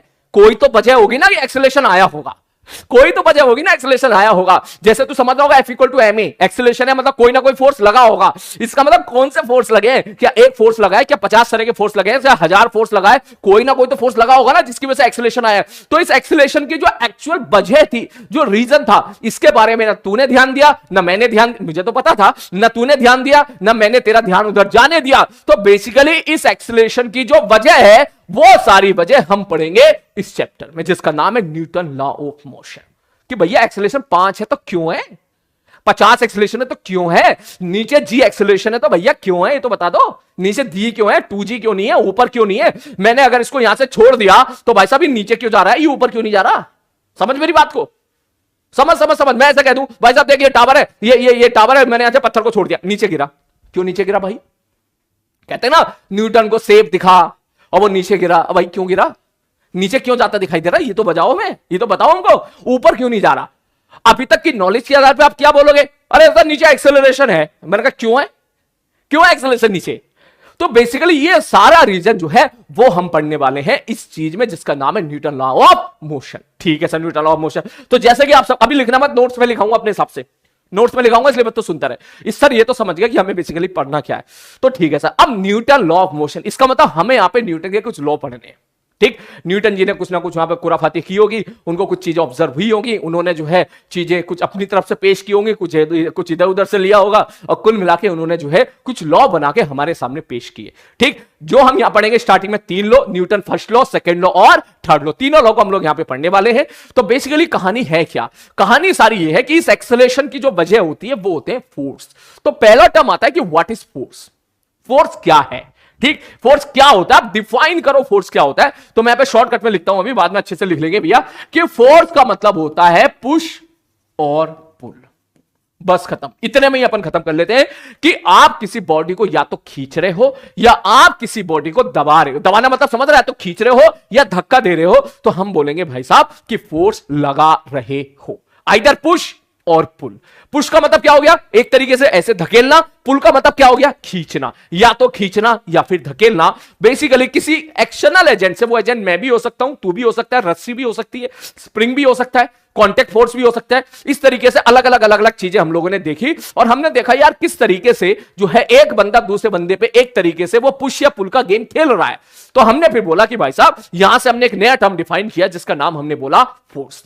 फिर हम लोगों ने बहुत सोचा, बोले यार चारों तरफ देखा, यार फोर्स का मतलब बिना फोर्स से कहानी चल नहीं पाएगी। हमने देखा कितने कितने प्रकार के फोर्स लग रहे हैं। तो जब देखा तो भैया किसी ने झापड़ मार दिया तो वो भी फोर्स था, बात समझ में आ रही है? किसी ने एक तरीके से एक चार्ज को दूसरे चार्ज ने रिपेल कर दिया, वो भी फोर्स था। एक पॉजिटिव चार्ज को नेगेटिव चार्ज ने अट्रैक्ट कर दिया, वो भी फोर्स था। मैग्नेटिक फोर्स भी था, टेंशन फोर्स भी था। मैंने रस्सी के साथ गेम खेला कि भाई साहब सपोज कोई मान के चल इलास्टिक रबड़ ले ले, उसको पकड़ के मैं ऐसे खींच दूं, और जैसे खींचूंगा ऐसे पकड़ के, तो मेरे दोनों हाथों पे फील होगा कि अंदर की तरफ कोई कुछ कुछ कुछ कुछ कुछ कुछ कुछ कुछ कुछ कुछ कुछ कुछ कुछ लगा रहा है। उसी लगाने वाले को हमें फील आ गई भैया तो एक तरह सा फोर्स है, जो कि किसने लगाया है? रस्सी ने लगाया है। तो हमने उसको बोल दिया भैया रस्सी के द्वारा लगाने वाला फोर्स, जिसका नाम हमने रख दिया टेंशन फोर्स। तो कुल मिला के जब हमने देखा कि भाई साहब हमारे सामने तो 50 तरह के, हजारों तरह के फोर्सेस हमारे सामने मौजूद हैं, तो फिर क्या करें? फिर बहुत सोचने के बाद फिर फोर्स को 4 कैटेगरी में रखा गया। एक होता है ग्रेविटेशनल, सारी चीजें मैं अभी एक्सप्लेन करूंगा अच्छे से, बस तेरा काम आज ना, तेरा काम सुनना है, बस लिखने का काम तो 10 मिनट का है, वो मैं बाद में सारे नोट्स लिखा दूंगा। हमने देखा कितने प्रकार के फोर्स हमारे सराउंडिंग्स में लग रहे हैं, बहुत अलग अलग प्रकार के फोर्स लग रहे थे, तो हमने उनको 4 कैटेगरी में डिवाइड किया। एक को रखा हम लोगों ने ग्रेविटेशनल, दूसरा लगा इलेक्ट्रोमैग्नेटिक फोर्स, तीसरा हमने बोला भाई साहब स्ट्रॉन्ग न्यूक्लियर फोर्स, ठीक, और चौथा था हमारा वीक न्यूक्लियर फोर्स। हमने सारे फोर्स को 4 कैटेगरी में रख दिया। सबसे पहले ग्रेविटेशनल, इलेक्ट्रोमैग्नेटिक, स्ट्रॉन्ग और वीक, स्ट्रॉन्ग न्यूक्लियर फोर्स और वीक न्यूक्लियर फोर्स। एक एक करके सबके बारे में बात कर लेते हैं। ये ग्रेविटेशनल फोर्स, ये वही फोर्स है जिसको तू बोलता था mg। कहते थे ना भैया पार्टिकल हवा में है तो नीचे mg लग रहा होगा, या तूने 9th क्लास में ही पढ़ा होगा कि एक मास m1 और दूसरा मास m2 अगर r डिस्टेंस दूरी पर है तो इसमें जो लगने वाला ग्रेविटेशनल फोर्स होता है उसकी वैल्यू होती है g m1 m2 by r square. तो बेसिकली अगर मैं लिखूं g m1 m2 by r square, यह भी तेरा एक तरीके से क्या है? Gravitational force. मजे की बात यह है, शायद तेरे को पता हो कि अगर मैं कह दूं एक हमारी अर्थ है, ठीक, और यहां पर एक दूसरा मास स्मॉल एम है, ये मास कैपिटल एम है, तो मैं तुझसे बोलूं इनके बीच का सेपरेशन अगर सपोज स्मॉल आर है, तो भैया बताइए क्या लिखोगे इसके लिए? तो तुम बोलोगे सर इसमें फोर्स लग रहा होगा जी m1 m2 by R square.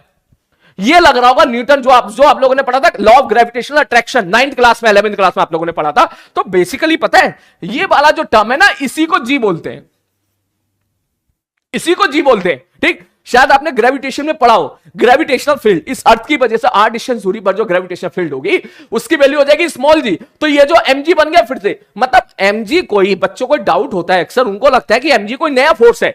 नहीं, mg basically G m1 m2 by R square वाला ही फोर्स है, बस आपने एक टर्म को gm बाई आर स्क्वायर को आपने उसको अलग हटा के उसको बोल दिया this is a gravitational field. किस चैप्टर में आपने बोला इसको? किसमें? ग्रेविटेशन वाले चैप्टर में। तो mg वाली कहानी एक ही है। तो मैं अगर तुझसे एक बात पूछूं कि भैया बताइए इस पे किधर फोर्स लग रहा होगा इस अर्थ के कारण, तो बोलेगा सेंटर से कनेक्ट करो, इसमें इधर फोर्स लग रहा होगा इस तरफ। मैंने कहा बहुत ही बढ़िया। तो अगर ये बात तेरी समझ में आई तो मैं तुझसे बोलूं कि सपोज ये अर्थ है हमारी और यहां पर सपोज एक मास m है, तो इसमें किधर फोर्स लग रहा होगा? तू बोलेगा towards the centre of earth, ऐसे। बात समझ में आ रही है? अगर सपोज मास यहां पर है, मैं बोलूं बता इस पे मास यहां पर है, इस पे किधर फोर्स लग रहा होगा? तू बोलेगा towards the centre of earth, ऐसे, इधर mg लग रहा होगा।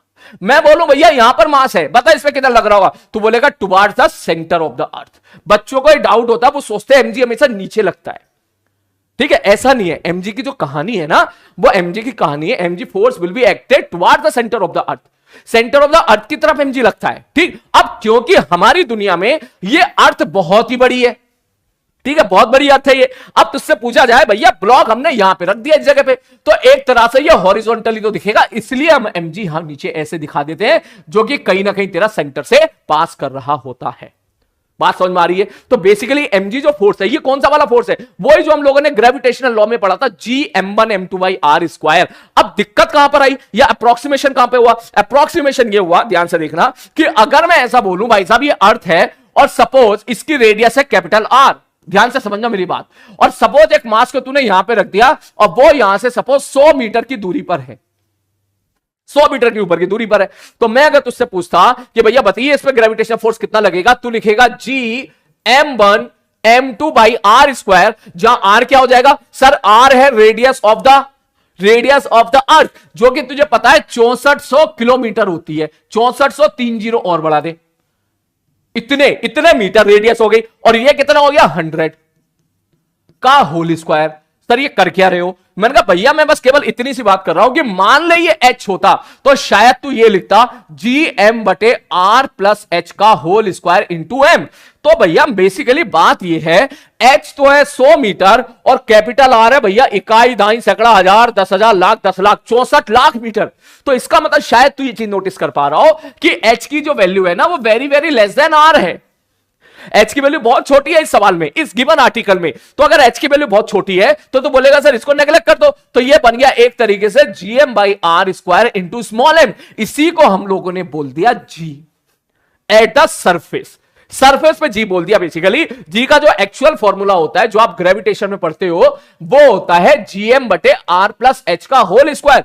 लेकिन H जो है वो अगर मैं कह दूं कि सपोज बहुत ही छोटा है, H की वैल्यू सपोज तू बहुत ही छोटी मान लेगा, तब तू बोलेगा सर अगर ये छोटी है तो इसका मतलब G की अप्रॉक्सीमेट वैल्यू निकल के आ जाती है GM बाई R स्क्वायर। और जब आप इसकी वैल्यू पुट करते हो, G की वैल्यू, मास ऑफ अर्थ की वैल्यू, R की वैल्यू, तो ये निकल के आती है 9.8 मीटर पर सेकेंड स्क्वायर। तो काइनेमेटिक्स में हमने क्या पढ़ा था? काइनेमेटिक्स में हमने G की वैल्यू को कांस्टेंट माना था। कायदे में हमें पता है कि जमीन से जैसे जैसे ऊपर जाओगे वैसे वैसे G की वैल्यू कम होती चली जाएगी। लेकिन कितना ऊपर जाओगे?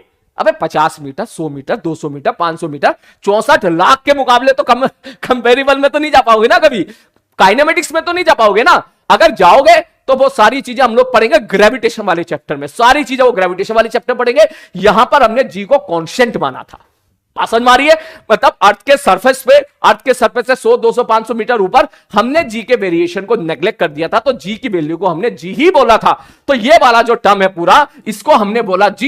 तो बेसिकली ये निकल के आ गया mg। तो मैं ये कहना चाह रहा हूं कि mg is a gravitational force. mg is a gravitational force. कोई बोलेगा इसका मतलब आप क्या कहना चाह रहे हो? मतलब कोई ब्लॉक होगा तो उस पर क्या mg लगाएंगे? बिल्कुल लगाएंगे। मैं अगर ऐसा बोलूं भैया एक ब्लॉक है, अर्थ पे तुमने ऐसे रख दिया, इसका मास अगर m है तो इसका मतलब इस पे नीचे फोर्स लग रहा होगा जिसका नाम क्या होगा भाई साहब? mg force. बात समझ में आ रही है? ये बेसिकली कहानी है। ये अब मैं तुझसे पूछूं ये फोर्स किसने लगाया? अब एक एक अल्फाज मेरे ध्यान से सुनना। ये फोर्स लगाया अर्थ ने। किस पे लगाया? मास पर। अर्थ ने फोर्स लगाया मास पर। कितना लगाया? mg लगाया। खत्म कहानी। यहां से हमने ये चीज सीखी। अगर तू बोले भैया ये अर्थ है और मास मैंने यहां रख दिया, अब बोलो अब कितना फोर्स लगेगा? कोई बोलेगा भैया फोर्स नीचे ऐसे mg लगेगा, तो भैया गलत हो गया। इधर mg नहीं लगेगा। mg किधर लगेगा भाई साहब? mg लगेगा सेंटर ऑफ द अर्थ, इस तरफ लगेगा mg। खत्म कहानी।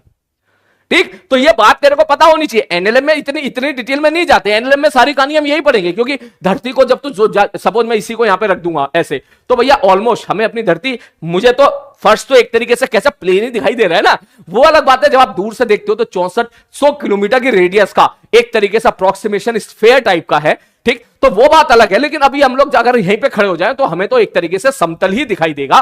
तो बेसिकली ये इसके पीछे की कहानी है। ठीक है सर, ये ग्रेविटेशन वाली कहानी तो ओके क्लियर हुई। उसके बाद फिर बाकी जितने फोर्सेस हैं जिसमें इलेक्ट्रॉन, जैसे कुछ थ्योरी आई, जैसे मैं बोलूं भाई साहब what is tension force, what is normal force, ठीक, व्हाट इज फ्रिक्शन फोर्स। तो इन थ्योरी को हमने एक्सप्लेन किया गया और हमने देखा भाई साहब इसमें इलेक्ट्रॉन वगैरह का इन्वॉल्वमेंट है। तो इस तरह के जितने फोर्सेस थे उनको हमने बोल दिया इलेक्ट्रोमैग्नेटिक फोर्स। ठीक, इलेक्ट्रोमैग्नेटिक फोर्स का मतलब जैसे आपका टेंशन फोर्स हो गया, फ्रिक्शन फोर्स हो गया, नॉर्मल फोर्स हो गया। अब तुम बोलोगे सर टेंशन को इलेक्ट्रोमैग्नेटिक क्यों बोला, सर नॉर्मल को इलेक्ट्रोमैग्नेटिक क्यों बोला, फ्रिक्शन को इलेक्ट्रोमैग्नेटिक क्यों बोला, ये फोर्सेस को इलेक्ट्रोमैग्नेटिक क्यों बोला, ये हम अच्छे से पढ़ेंगे, डिटेल में पढ़ेंगे। लेकिन तब पढ़ेंगे जब हम ये पढ़ेंगे, जब अच्छे से टेंशन फोर्स पढ़ेंगे ना, तभी हम लोग बात करेंगे भाई साहब कि ये इलेक्ट्रोमैग्नेटिक क्यों है। अभी के लिए मान ले कि भाई साहब इलेक्ट्रोमैग्नेटिक है। बेसिकली मैं हल्का सा आइडिया दे देता हूं। तू ऐसा समझ कि सपोज रस्सी है, ठीक, एक इलास्टिक काइंड ऑफ रस्सी है, जैसे इलास्टिक रस्सी होती है, उसको पकड़ के तू खींच दी। जैसे ही तू खींचेगा तो कहीं ना कहीं तू बॉन्ड लेंथ बढ़ा देगा। हर बंदे का, हर बॉन्ड को कहीं ना कहीं तूने एक तरीके से बढ़ा दिया है। और जब बढ़ा दिया है तो इसका मतलब क्या होगा? जाहिर सी बात है वो अपनी पुरानी पोजीशन को रिगेन करना चाहेंगे टू स्टेबिलिटी, क्योंकि पहले ज्यादा स्टेबल थे, अब तूने पकड़ के खींच दिया उनको, तो तू एक तरीके से उनकी तूने पोटेंशियल एनर्जी कहीं ना कहीं बढ़ा दी। तो पोटेंशियल एनर्जी घटाने के लिए वो अपनी पुरानी पोजीशन को रिगेन करना चाहेंगे। और जब पुरानी पोजीशन को रिगेन करने के चक्कर में कुछ फोर्स लगाएंगे, तो उसी फोर्स को हम लोग बोल देते हैं रस्सी के द्वारा लगाया गया force, that means tension force.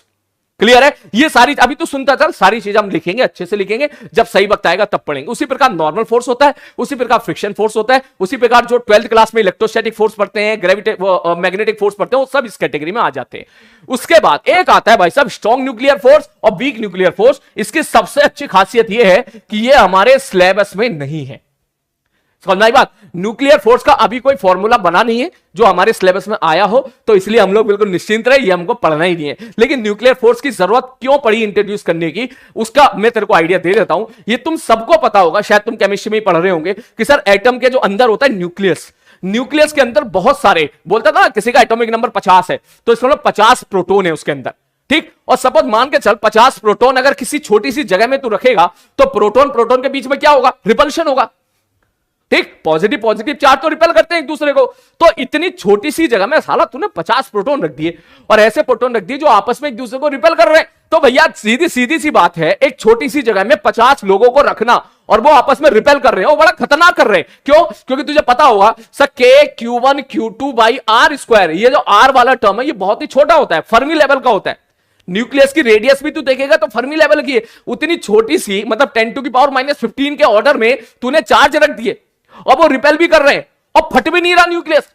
बनना तो फट जाना चाहिए था ना भाई साहब, ब्लास्ट हो जाना चाहिए था, फट भी नहीं रहा, एक तरीके से टूट भी नहीं रहा है और सब लोग वहां पे प्यार मोहब्बत से रह भी रहे। तो इसका मतलब ये थ्योरी से गड़बड़ होती जा रही है। क्योंकि अगर तू सवाल पुट करेगा कि sir proton proton positive positive charge अगर रिपेल कर रहे हैं तो सर इसका मतलब ये न्यूक्लियस फटा क्यों नहीं, ठीक। तो इसका जवाब इतनी नॉलेज में तो नहीं है। अब तू बोलेगा कोई और फोर्स लग रहा होगा, मैंने कहा कौन सा लग रहा होगा, सर mg फोर्स लग रहा होगा। अबे यार mg क्या है यार, क्या मजाक कर रहा है, mg तो वैसे ही 10⁻36 गुना कम होता है इलेक्ट्रोस्टैटिक से, ठीक। तो mg थोड़ी ना इलेक्ट्रोस्टैटिक को कभी कैंसिल आउट कर पाएगा इस सिचुएशन में। तो बोलेगा सर और कौन सा फोर्स है, सर टेंशन। अबे रस्सी दिखाई दे रही है क्या, नॉर्मल ये क्या बात कर रहा है कुछ भी, सूडो फोर्स। अबे सूडो फोर्स की यहां तो बात ही करना बहुत ही गलत बात है। कोई ऐसा थोड़ी ना कोई फ्रेम मूव कर रहा है यहां पर। फिर तू सोचा सर इसका मतलब कोई ना कोई सर ऐसा फोर्स है जो अभी तक हमें फाइंड आउट नहीं कर पाए हम लोग। बोले हाँ यार बात तो तू सही कह रहा है। इसका मतलब न्यूक्लियस के अंदर अगर बहुत सारे प्रोटॉन हैं और वो आपस में रिपेल कर रहे हैं, उसके बाद भी प्यार मोहब्बत से उस घर में रह रहे हैं, तो दैट मींस कोई एक फोर्स और लग रहा है जिसका ज्ञात हमें नहीं है, ठीक है। कोई एक फोर्स और लग रहा है जिसका ज्ञात हमें नहीं है और वो अट्रैक्शन वाला फोर्स है, जिसकी वजह से अट्रैक्शन ज्यादा हो गया, रिपल्शन कम हुआ, इसलिए वो न्यूक्लियस स्टेबल हो गया। तो वो फोर्स जब हम लोगों ने और डिटेल में जाके देखा, जब सारी चीजें और रिसर्च करी, तो पता चला कि वो एक नया प्रकार का फोर्स था जो प्रोटॉन प्रोटॉन के बीच में भी लग रहा था, प्रोटॉन न्यूट्रॉन के बीच में भी लग रहा था, न्यूट्रॉन न्यूट्रॉन के बीच में भी लग रहा था। तो प्रोटॉन और न्यूट्रॉन को आप केमिस्ट्री में या फिजिक्स में हम लोग बोल देते हैं न्यूक्लियॉन्स, ठीक। तो फिर बोला सर ये ऐसा फोर्स है जो न्यूक्लियॉन्स के बीच में लग रहा है इररिस्पेक्टिव ऑफ दियर चार्जेस। तो सोचा चलो फिर एक काम कर देते हैं, क्योंकि ये न्यूक्लियॉन्स के बीच में लग रहा है तो एक काम कर देते हैं, इसका नामकरण कर देते हैं और बोल देते हैं कि भैया इनके बीच में एक न्यूक्लियर फोर्स लग रहा है, ठीक। न्यूक्लियॉन्स के बीच में लगने वाले फोर्स को हमने नाम दे दिया न्यूक्लियर फोर्स और बोल दिया भैया इसका मतलब एक फोर्स लग रहा है, अट्रैक्शन वाला फोर्स लग रहा है, जिसकी वजह से ये तेरा जो न्यूक्लियस है वो फटा देंगे, ठीक। तो बेसिकली ये एक वजह थी। तो इसके बाद की सारी चीजें अगर इसमें कुछ पढ़ने के लिए है तो वो हम पढ़ेंगे मेरे भाई मॉडर्न फिजिक्स में। बात वो हम लोग कहां पढ़ेंगे भाई साहब, वो मॉडर्न फिजिक्स में हम लोग पढ़ेंगे। अब सर इसका मतलब आप ये कहना चाह रहे हो कि सर ये तो हमको पढ़ना ही नहीं है यहां पर। मैंने कहा बिल्कुल नहीं पढ़ना सर, ग्रेविटेशनल फोर्स और इलेक्ट्रोमैग्नेटिक फोर्स ये हमको पढ़ना है। मैंने कहा बिल्कुल सही बात है, समझ में आ रही बात। तो ये बेसिकली हमको पढ़ना है, ये बस कहानी सुनता चल, लिखना मत, मैं सब लिखा दूंगा। लिखने में मुश्किल से 10 मिनट लगेंगे। अभी फ्लो चल रहा है ना, फ्लो चलते रहने, जो मेरे दिमाग में आ रहा है ना निकलते रहने। क्लियर है, ठीक है सर। तो बेसिकली कहानी जो है, न्यूटन ने जो लॉ पेश किए दुनिया के सामने, लोगों को ऐसा लगता था कि भाई साहब वो जो न्यूटन की सोच थी, लेकिन सही बात यह है, लोगों का ऐसा भी कहना है कि उसकी खुद की सोच नहीं थी एक तरह से। उन्होंने जो उससे पहले गैलीलियो आए थे, उन्होंने गैलीलियो की बात को ही आगे बढ़ाया था। ये बातें गैलीलियो ने भी समझाने की कोशिश की थी, परंतु उनकी बात लोगों को समझ में नहीं आई थी। तो लोगों ने बोला भैया तुम तो पता नहीं कुछ भी बात कर रहे हो, हमारी तो समझ में आ नहीं रहा, लग रहा है भैया तुम हमारे लेवल के नहीं हो, ठीक है। तो उनकी बातों को लोगों ने सीरियसली नहीं लिया। फिर उसके बाद न्यूटन आए, न्यूटन ने गैलीलियो की बातों को ही एक प्रॉपर अरेंजमेंट के साथ सिंप्लीफाइड वर्जन में लोगों के सामने रखा। सब प्रॉपर अरेंजमेंट मतलब मैंने कहा ये मैं भी तो थोड़ी देर में एक्सप्लेन करूंगा कि प्रॉपर अरेंजमेंट के साथ भैया लोगों के सामने रखा, जो लोगों को तुरंत वहां पर उनकी बात समझ में आ गई। तो जैसी समझ में आई तो लोगों ने फिर न्यूटन को सीरियसली लेना शुरू कर दिया। ऐसी बात नहीं है कि न्यूटन जी हमेशा सही थे, ये मैं पहले भी बता चुका हूं कि न्यूटन जी ने भी गलतियां की थी। सबसे पहली गलती उन्होंने बोला था कि भाई साहब डेंसर मीडियम में लाइट ऑफ स्पीड ज्यादा होती है रेयर मीडियम से। एक गलती तो वहां की थी जो बाद में वो गलत साबित हुए थे। उन्होंने ये भी बोला था कि भाई साहब जो स्पीड ऑफ साउंड है उसका फॉर्मूला उन्होंने जो दिया था वो भी उन्होंने गलत दे दिया था। उन्होंने पहले बोला था आइसोथर्मल प्रोसेस होता है कंप्रेशन और रेयर फ्रैक्शन का बनना, जिसको बाद में लेप्लेस ने करेक्ट किया था। तो ऐसा नहीं है कि कोई चीज एब्सोल्युटली करेक्ट है, उन्होंने जो बात बोल दी हमेशा करेक्ट है। ऐसा भी हो सकता है आज जो चीज हम करेक्ट मानते हैं 100 साल के बाद वो शायद गलत साबित हो जाए। ठीक, तो ये बेसिकली कहानी थी। तो उन्होंने भी चीजों को पेश किया बिल्कुल प्रॉपर अरेंजमेंट के साथ। बोले क्या प्रॉपर अरेंजमेंट के साथ? उन्होंने सबसे पहले उन्होंने 3 लॉ दिए, first law, second law, third law. तीनों अच्छे से हम लोग लिखेंगे, यहां पर अच्छे से लिखेंगे। पहले मैं आपको समझा देता हूं सारी चीजें, फिर मैं रिलैक्स करूंगा, फिर नोट्स बनाऊंगा। ठीक है सर। सब फर्स्ट लॉ बेसिकली क्या कहानी हुई? फर्स्ट लॉ की बेसिकली कहानी हुई, सबसे पहले डिफाइन किया गया इनर्शिया। ठीक, एक डेफिनेशन होती है इनर्शिया, मैं समझाया तो सर क्या होता है इनर्शिया? मतलब इनर्शिया कुछ ना होता भैया, inertia basically it is a property of a body. Example के तौर पे मैं तुझसे बोलूं भैया ये मोबाइल फोन है, क्या ये रेस्ट पर है? हाँ सर रेस्ट पर है।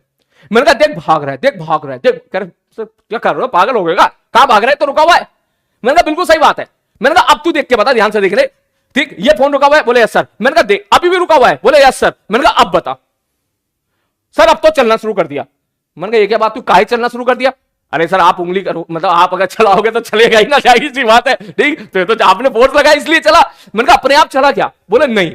मैंने कहा तो इसका मतलब ये, इसका मतलब यहां से हमने एक चीज निकाली कि सर हर बॉडी की अपनी एक प्रॉपर्टी होती है कि अगर वो रेस्ट पर है तो वो रेस्ट पर रहना चाहेगी, और अगर वो कांस्टेंट वेलोसिटी के साथ मूव कर रही है तो वो कांस्टेंट वेलोसिटी के साथ मूव करती रहना चाहेगी। इसी प्रॉपर्टी को, चाहत की इसी प्रॉपर्टी को, चाहने की इसी प्रॉपर्टी को हम लोग बोल देते हैं भाई साहब क्या? इनर्शिया। क्लियर है? मैं एक बार फिर से एक्सप्लेन करता हूं कि कोई बॉडी अगर रेस्ट पर है, सपोज एग्जांपल के तौर पे ये फोन है, ये भाई साहब ये रेस्ट पर है और ये रेस्ट पर ही है। देख रेस्ट पर है, रेस्ट पर ही है। ठीक है भैया रेस्ट पर, ये देख अपने आप नहीं जा रहा कहीं, तो अपने चारों तरफ देख ले भैया, चारों तरफ देख ले। तेरे कमरे में अगर बेड है ना तो बेड रखा हुआ होगा, वो रुका हुआ अपने आप, ऐसे नहीं उसके पैरों में पैर लग गया भागना शुरू कर दिया उसने अपने आप, वो रुका हुआ ही है। तो इसका मतलब वो अगर रेस्ट पर है तो वो चाहता है कि मैं रेस्ट पे रहूंगा। इसमें अभी फोर्स का लेना देना नहीं है, ये उसकी प्रॉपर्टी है कि वो बोलेगा भैया रेस्ट पे है तो मैं रेस्ट पे रहूंगा। तेरे सामने टीवी लगा हुआ है भाई साहब, टीवी चिपका हुआ है, तो भाई साहब वो चाहता है कि भैया हम तो रेस्ट पर ही रहेंगे। बात समझ में आ रही मैं क्या कहना चाहूं? चल टीवी का एग्जांपल तो कोई दूसरा हो गया, कोई भी बॉडी ले ले, सपोज में कोई सभी में हाथ में मोबाइल फोन रख ले ऐसे, तो भैया अगर ये रेस्ट पर है ना तो रेस्ट पर ही रहना चाहता है ये। ठीक, तो चाहने की इसी प्रॉपर्टी को हम लोग क्या बोल देते हैं? इनर्शिया। वही दूसरे केस में सर इनर्शिया का मतलब रेस्ट से लेना देना है क्या? मैंने कहा नहीं, अगर कोई बंदा कांस्टेंट वेलोसिटी के साथ मूव कर रहा है, मैं ऐसा बोल दूं भाई साहब एक मास m है, वो आगे 50 मीटर पर सेकंड से मूव कर रहा है। ठीक है, 50 मीटर पर सेकंड से मूव कर रहा है, तो अब उसकी वेलोसिटी 50 मीटर पर सेकंड है, तो वो चाहेगा कि उसकी वेलोसिटी 50 मीटर पर सेकंड ही रहे। वो कांस्टेंट वेलोसिटी से मूव करता रहना चाहेगा। चाहने की इसी प्रॉपर्टी को हम लोग क्या बोलते हैं भाई साहब? इनर्शिया। तू बोलेगा सर ये क्या बात हो गई सर? सर 50 मीटर पर सेकंड का चल रहा है तो थोड़ी दूर आगे जाके तो रुक जाता है, तो सर चाह तो रहा है लेकिन रुक क्यों गया? मैंने कहा रुकने की वजह है, रुकने की वजह है तूने बाहर से उंगली कर दी, इसको बाहर से फ्रिक्शन लगा दिया, बाहर से एयर रेजिस्टेंस फोर्स लगा दिया। तू कोई फोर्स मत लगा, तू ना फ्रिक्शन लगा, तू ना एयर रेजिस्टेंस लगा, ना तू बाहर से चिपका चिपकी वाला फोर्स लगा, ना तू झापड़ वाला, तू कोई भी फोर्स मत लगा। उसको 50 मीटर पर सेकंड से एक बार मूव करा दे, फिर तू देख 50 मीटर पर सेकंड से ही वो मूव करता रहेगा जिंदगी भर। हां, जिंदगी भर मूव करता रहेगा अगर उसमें कोई एक्सटर्नल फोर्स नहीं लगेगा तो, क्योंकि उसकी प्रॉपर्टी है। इसका बेस्ट एग्जांपल तू समझ, तू चलो बाइक चला रहा है, 100 की स्पीड में बाइक ले गया, तू जैसी 100 की स्पीड में बाइक ले गया, तू अपनी बाइक को न्यूट्रल पे लाके बंद कर दे बाइक को, क्या बाइक रुक जाती है क्या?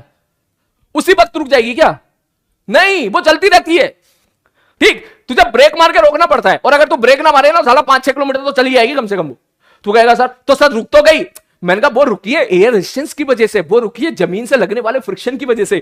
अगर जमीन पे फ्रिक्शन ना होता, अगर एयर रेजिस्टेंस ना होता, और तू बाइक 100 की स्पीड पे चला रहा है और तू वहां बाइक को बंद कर देता, तो वो बाइक अपने आप चलती जाती, इन्फिनिटी तक चलती जाती, इन्फिनिटी तक चलती जाती। मतलब बाइक की स्पीड अगर 50 है तो वो चाहेगी कि भैया मेरी स्पीड 50 है तो मैं 50 ही रखना चाहती हूं। चाहने की इसी स्पीड को हम लोग बोलते हैं भाई साहब, चाहने की इसी प्रॉपर्टी को हम लोग बोलते हैं भाई साहब इनर्शिया। और इनर्शिया का मेजरमेंट हम लोग करते हैं मास से।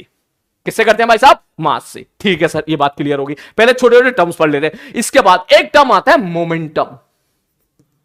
ठीक, मोमेंटम हम लोगों ने डिफाइन किया मास इनटू वेलोसिटी। बेसिकली ये मोमेंटम हम लोगों ने डिफाइन किया पॉइंट मास के लिए मास इंटू वेलोसिटी। अगर कोई पूरी की पूरी बॉडी होती तो उसके लिए हम लोग मोमेंटम डिफाइन करते हैं total mass of the body into velocity of centre of mass. ये पढ़ेंगे हम सेंटर ऑफ मास में, लेकिन अभी के लिए पॉइंट मास मान के चलेंगे तो हम बोलेंगे भैया किसी बॉडी का वेलोसिटी अगर v है, उसका मास अगर m है, तो उस बॉडी के पास जो मोमेंटम होगा वो होगा मास इंटू वेलोसिटी। अब बात आती है सर मोमेंटम मतलब फील नहीं आ रही है, तो फॉर्मूला है। मैंने कहा बिल्कुल करेक्ट, ये तो फॉर्मूला है मोमेंटम को कैलकुलेट करने का। तो मोमेंटम होता क्या है? बेसिकली मोमेंटम होता है total amount of motion contain in a system. मैं ऐसा बोलूं भैया, एक देसी भाषा में तुझसे बोल दूं कि भैया एक 10 किलोग्राम का आदमी है और भैया 50 मीटर पर सेकंड से भाग रहा है 10 किलोग्राम का बच्चा, और वहीं सपोज तू बोलेगा एक 10,000 किलोग्राम के कोई ट्रक है जो आगे भाग रहा है 50 मीटर पर सेकंड से। मैं तुझसे बोलूं क्या दोनों मोशन में है? बोला हाँ सर दोनों मोशन में है। तो मैं अगर बोलूं भाई ये तो बता दे किसमें मोशन ज्यादा है किसमें मोशन कम है। तो इस मोशन की कैलकुलेशन के लिए हम लोगों ने फॉर्मूला डिफाइन किया, बोला भैया मास इंटू वेलोसिटी। ओनली मास नहीं, ओनली वेलोसिटी नहीं, मास इंटू वेलोसिटी के प्रोडक्ट से हम लोग डिसाइड करेंगे कि भाई साहब किसमें मोमेंटम ज्यादा है।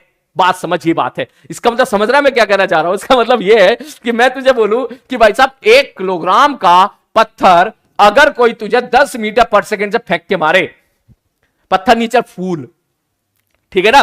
मैं यहां पे थोड़ी सी तेरी चैटिंग ऑन कर देता हूं, मैं बोर हो रहा हूं अकेला पढ़ा पढ़ा के, तेरी बात सुनता रहूंगा वहां पर, ठीक? तो मैं तुझसे बोलूं भैया 1 किलोग्राम का फूल, बहुत बड़ा फूल है, गुलाब के बहुत सारे फूल है, मैंने तेरी तरफ फेंक के मारे 10 मीटर पर सेकंड से, तो तू बोलेगा सब मोमेंटम बराबर हो जाएगा 1 गुणा 10 बराबर 10। ठीक है सर, ओके। लेकिन वहीं अगर मैं तुझसे बोलूं कि भैया 0.01, समझ रहा है, या 0.00, थोड़ी देर के लिए तू ऐसे समझ ले कि सर आपने एक बात बोला यहां पर कि 0.001 किलोग्राम को अगर मैं तुझसे ऐसा बोल दूं कि भैया 10,000 मीटर पर सेकंड से, मारी मैं क्या कहना चाह रहा हूं, एक छोटी सी बुलेट को अगर मैं 10,000 मीटर पर सेकंड से तेरी तरफ फेंक के मारूं तो बोलेगा सर ये तो गोली है, ये तो पिस्तौल की गोली है सर, ये तो क्या है, ये क्या है 10,000 मीटर पर सेकंड है, ये तो भैया बहुत बड़ी हो गई। तो सर मैं बोलूं भैया इसमें मोमेंटम बताइए कितना होगा, तो बोलेगा सर मोमेंटम बराबर 0.001 into 10,000 that is equal to 10। तो भैया कहानी बेसिकली ये है, इसमें प्यार इश्क मोहब्बत है, इसमें तुझे पता है ये जानलेवा है, परंतु दोनों का मोमेंटम सेम है। परंतु दोनों का मोमेंटम क्या है भाई साहब? सेम है। तो मोमेंटम बेसिकली हम लोगों ने डिफाइन किया product of mass into velocity, ये बेसिकली होगा तेरा क्या? मोमेंटम। अब चलते हैं आगे की तरफ। तो जब न्यूटन ने 3 लॉ दिए तो फर्स्ट लॉ के हिसाब से, मैं यहां पे सारी चीजें पहले एक्सप्लेन कर देता हूं। फर्स्ट लॉ के हिसाब से उन्होंने ऐसा बोला कि कोई, मेरी बात ध्यान से सुनना, कि कोई बॉडी अगर रेस्ट पर है तो वो रेस्ट पर रहना चाहेगी। तो बोले ये कौन सी भी नहीं बात है, ये तो इनर्शिया पढ़ाया तो था भी आपने। मैंने कहा बिल्कुल करेक्ट, पूरा सेंटेंस सुन। कोई बॉडी अगर रेस्ट पर है तो रेस्ट पर रहना चाहेगी कब तक? जब तक उस पर कोई एक्सटर्नल फोर्स ना लगे।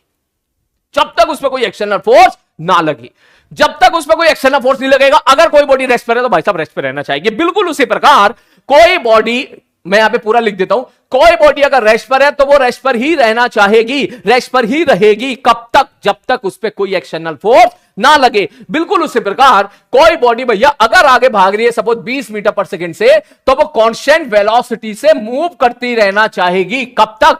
जब तक उस पर कोई एक्सटर्नल फोर्स ना लगे। इसी को हम लोगों ने बोला था क्या? First law. इसीलिए शायद तुझे दिख रहा होगा ये डेफिनेशन कहीं ना कहीं इनर्शिया से रिलेट कर रही है, तो इसलिए इसको लॉ ऑफ इनर्शिया भी बोल देते हैं। इनर्शिया और फर्स्ट लॉ में अंतर क्या है, ध्यान से समझो। पानी पी लेता हूं मैं थोड़ा सा। इनर्शिया और फर्स्ट लॉ में अंतर क्या है वो ध्यान से देखो।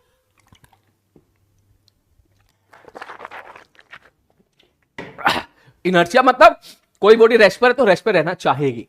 फर्स्ट लॉ वाला क्या बोला? कोई बॉडी रेस्ट पर है तो रेस्ट पर रहना चाहेगी। कब तक? जब तक उस पर कोई एक्सटर्नल फोर्स ना लगे।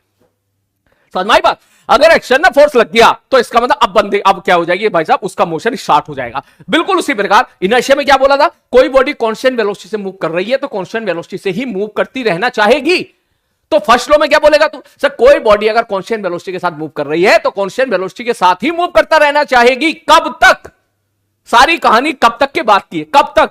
जब तक उस पर कोई एक्सटर्नल फोर्स ना लगे। तो मैं अगर बोलूं भाई साहब यहां पे फ्रिक्शन है और फ्रिक्शन के कारण सपोज इस पे पीछे की तरफ कोई फोर्स लग गया, फ्रिक्शन फोर्स लग गया है, इसका मतलब अब ये कांस्टेंट वेलोसिटी के साथ मूव नहीं करेगी, अभी धीरे धीरे धीरे धीरे धीरे किस पर आ जाएगी भाई साहब? रेस्ट पर आ जाएगी। क्लियर है? तो ये सारी कहानी किस पे थी भाई साहब? फर्स्ट लॉ की। फिर आए सेकेंड लॉ।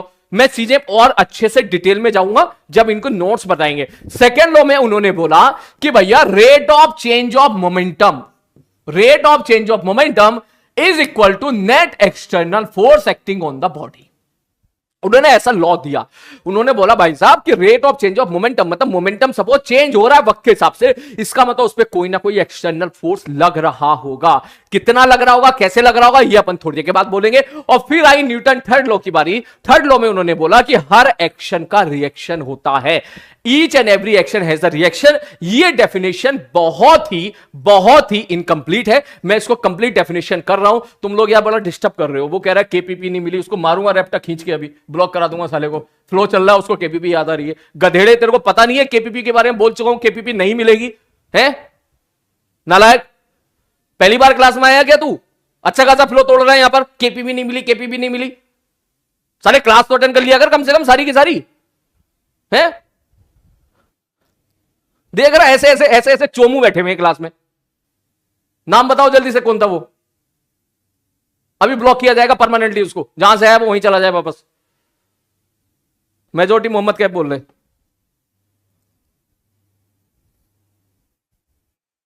हद है यार, मतलब साला पता नहीं कहां से ये लोग क्लास डिस्टर्ब करने आ जाते हैं।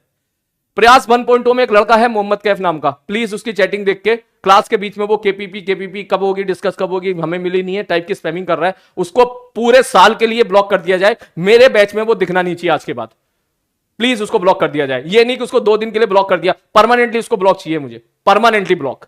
मोहम्मद कैफ नाम है उसका।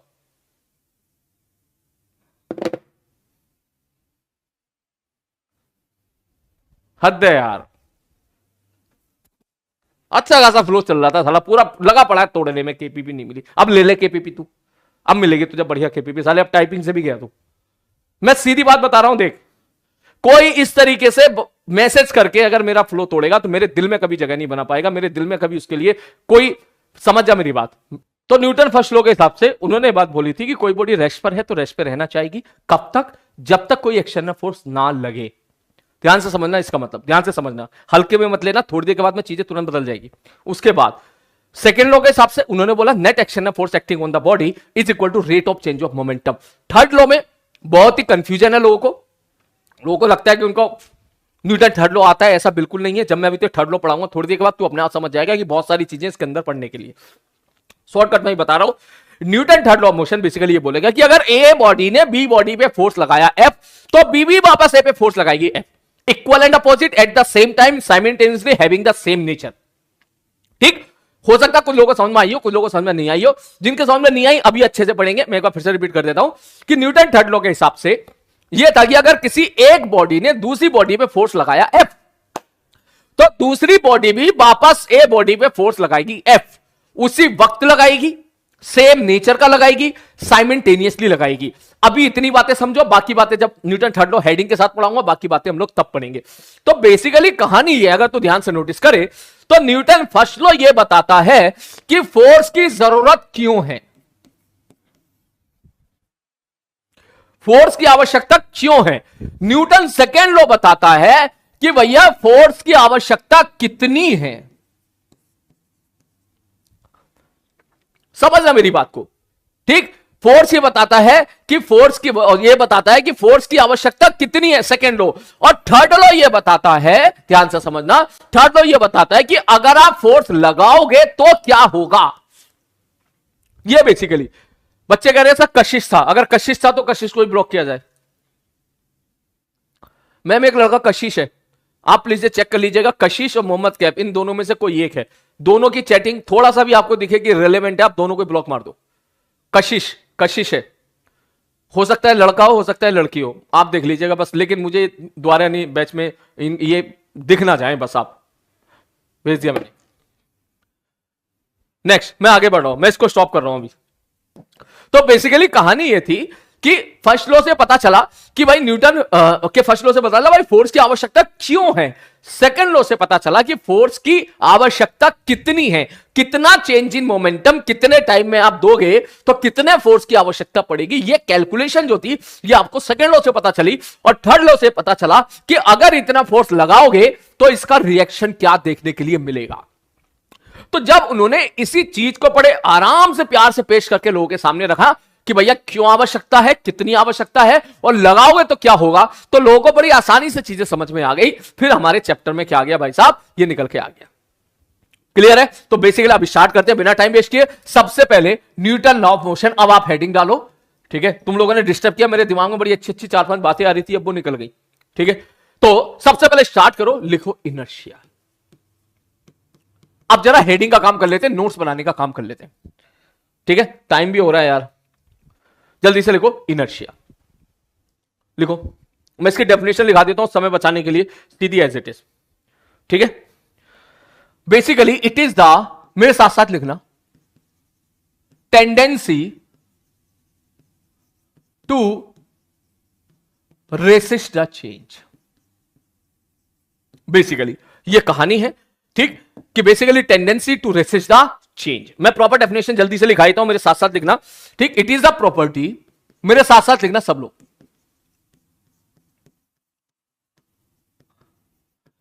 बाई virtue of, या ड्यू विच लिख ले, it is a property due which a body wants to be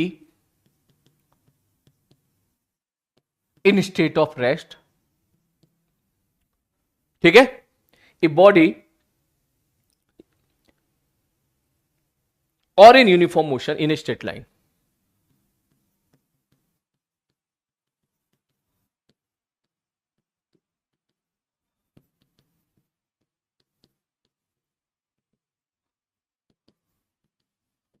sir straight line क्यों लिखा? मैंने कहा स्ट्रेट लाइन इसलिए लिखा, कुछ बच्चों को यहां पे डाउट आता साहब आपने स्ट्रेट लाइन क्यों लिखा?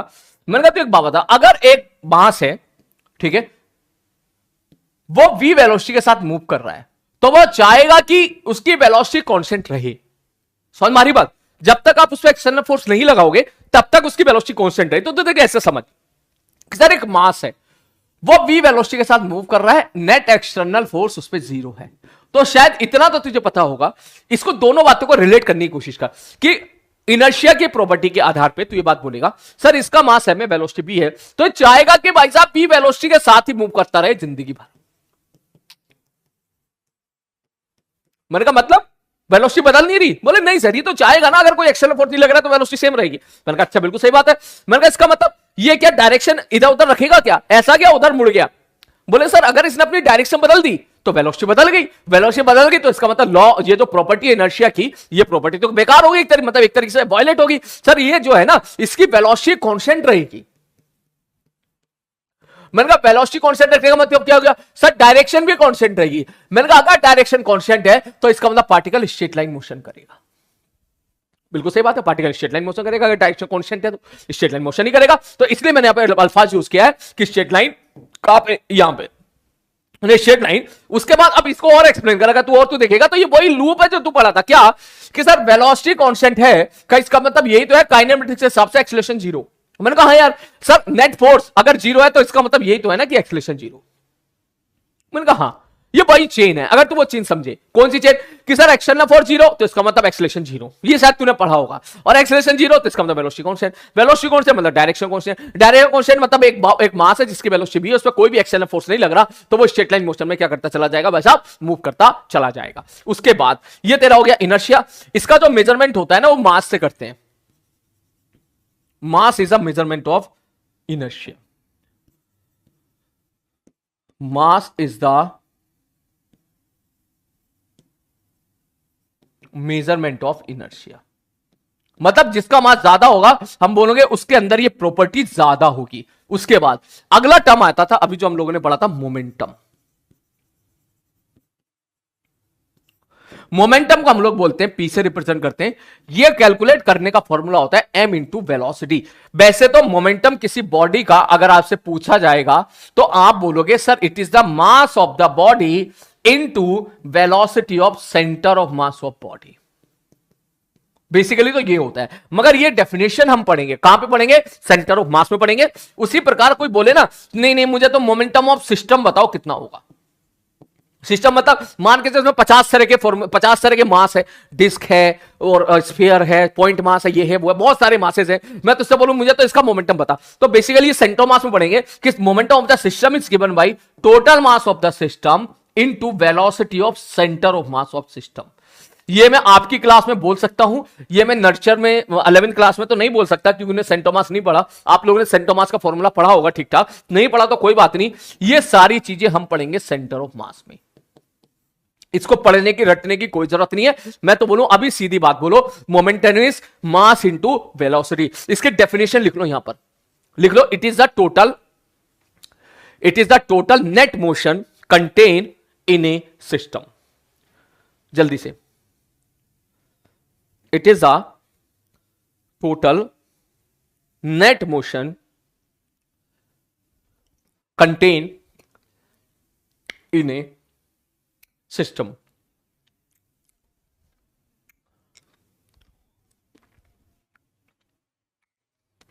ठीक है, चलो नेक्स्ट आगे बढ़ते हैं। इसके बाद अब बात आई सब फोर्स की। शॉर्टकट में लिख ले, फोर्स क्या होता है, आइदर पुश या फिर पुल, खत्म। ठीक है, इससे ज्यादा मत लिख। कहीं डेफिनेशन किताबों में लिखी रही होती है तो interaction between the system and the surrounding, ये सब कहानी जो है ना फालतू की बकर कहानी है। ठीक है, मुद्दे पे लौट के आ, सीधा मुद्दे सीधा याद, आइदर पुश या फिर पुल, खत्म कहानी। नेक्स्ट उसके बाद फिर आता है टाइप्स ऑफ फोर्स, ये इंपॉर्टेंट है।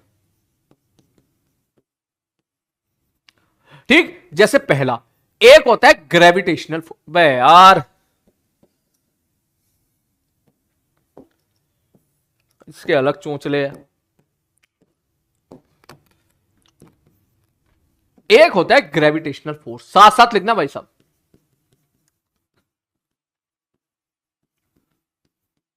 ठीक है सर, ग्रेविटेशनल फोर्स। पहली बात मैं आपको एक बात बता दूं, ये चैटिंग तुम्हें आपस में बात करने के लिए नहीं दी गई है, ये चैटिंग तुम्हें मुझसे कम्युनिकेट करने के लिए दी गई है। ठीक है, कुछ बच्चे यहां पर स्पैमर इसलिए बन जाते हैं क्योंकि वो बेसिकली किसी से पूछ रहे होते हैं कि अबे तुझे डीपीपी मिल गई, बात समझ में आ रही है, अबे तुझे ये हो गया क्या, अबे केपीपी नहीं मिली, अरे मुझे तो केपीपी नहीं मिली। तो ये आप जो आपस में बात करते हो वो उसके लिए ये चैटिंग नहीं है। समझ में आ रही बात, उसके लिए चैटिंग नहीं है, ये बात आप मुझसे करो। यहां पर ये वही बात होगी, क्लास में ऑफलाइन क्लास में मास्टर पढ़ा रहे हो, तुम आपस में बतियाने में लगे पड़े हो, तुम्हारे साथ क्या होगा उस टाइम पे सोचो। सेम चीज यहां पर है, आपको क्लास से बाहर निकाल दिया जाएगा, बिल्कुल उसी प्रकार यहां पर भी आपको क्लास से ब्लॉक कर दिया जाएगा। आप आपस में बात बिल्कुल नहीं करें, जो बात करनी है मुझसे करें, ये मुझसे कम्युनिकेशन के लिए है, आपस में आपके साथ कम्युनिकेशन के लिए नहीं है। साथ साथ देखो, तो ग्रेविटेशनल फोर्स में हमने देखा कौन सा फोर्स होता है, एक होता है mg वाला फोर्स या Gm1m2/r², इनको हम लोगों ने रखा ग्रेविटेशनल फोर्स की कैटेगरी में। ठीक, नेक्स्ट दूसरा होता है इलेक्ट्रोमैग्नेटिक फोर्स।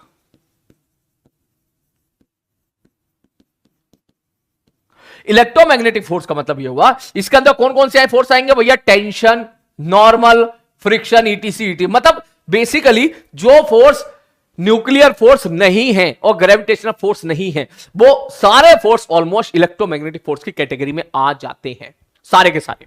ठीक, तीसरा कौन है भाई साहब, स्ट्रॉन्ग न्यूक्लियर फोर्स।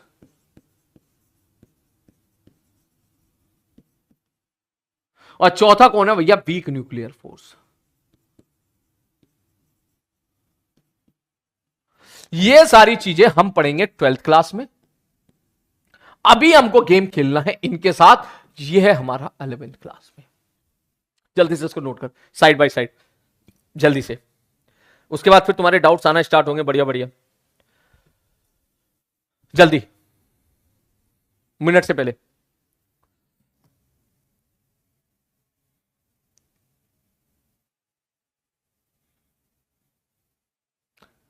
अच्छा खासा फ्लोर तोड़ देते हैं यार। डन, ठीक है, नेक्स्ट अब चलते हैं भाई साहब first law, Newton first law. ठीक है, जो बातें मैंने समझाई वो जल्दी से यहां पे लिख लेते हैं, न्यूटन फर्स्ट लॉ। ठीक है, इसकी डेफिनेशन में एज इट इज यहां पे लिख देता हूं ताकि समय वेस्ट ना हो, तेरे को ही पता है मास्टर की अंग्रेजी बहुत खराब है, ठीक है, मुझे इसमें कोई शक नहीं है, मैं इसमें कोई चीजें छुपाना नहीं चाहता हूं।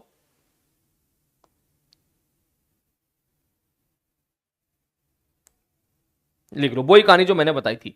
ए body continue to be in state of rest, ठीक है, और in state of uniform velocity, ठीक है, ब्रैकेट में लिख दो स्ट्रेट लाइन, ठीक है। यहां पर यह कहानी जो है ये तेरी बता रही है इनर्शिया की बेसिकली डेफिनेशन। बस इसके बाद एक टर्म और लिख दे, अनटिल और अनलेस। अनटिल और अनलेस मतलब जब तक उस पर कोई एक्सटर्नल फोर्स ना लगे। अनटिल अनलेस ए या बहुत सारे net external force, net external force acts on it. ये बेसिकली यही बात कहना चाह रही है, कोई बॉडी रेस्ट पर है तो रेस्ट पर रहना चाहिए जब तक उस पर कोई एक्सटर्नल फोर्स ना लगे, कोई बॉडी मोशन में तो मोशन में रहना चाहिए जब तक उस पर कोई एक्सटर्नल। कशिश चौधरी, सर मैंने स्पैमिंग नहीं करती। हो सकता है कशिश वो आप ना हो, कोई दूसरी हो, ठीक है, हो सकता है आप ना हो, कोई दूसरी कशिश हो, ठीक है। लेकिन मैं उनको ये नहीं बोलता हूं कि आप उनको ब्लॉक कर दिया जाए, मैं उनको ये बोलता हूं आपकी चैटिंग चेक कर ली जाए। अगर आपकी चैटिंग ऐसी दिख रही है, क्लास में डिस्टर्ब कर रहे हो, तो फिर आपको बिल्कुल ब्लॉक कर दिया जाए, और ये करना पड़ेगा। क्लास चलानी है तो ये करना पड़ेगा। तुम्हारी क्लास में, सही बात बोल रहा हूं, स्पैमिंग बहुत ही कम है, बहुत ही कम है। अर्जुना में बहुत ज्यादा थी, लेकिन पिछले 4-5 दिनों में अर्जुना बैच में इतनी शानदार हो गई है क्लास कि अब वहां पर स्पैमिंग का नाम ही नहीं है। वो बच्चे ये भी समझ गए किस टाइम पे क्या बोलना है क्या नहीं बोलना है। तो आपकी क्लास में क्यों ऐसा हो जाता है?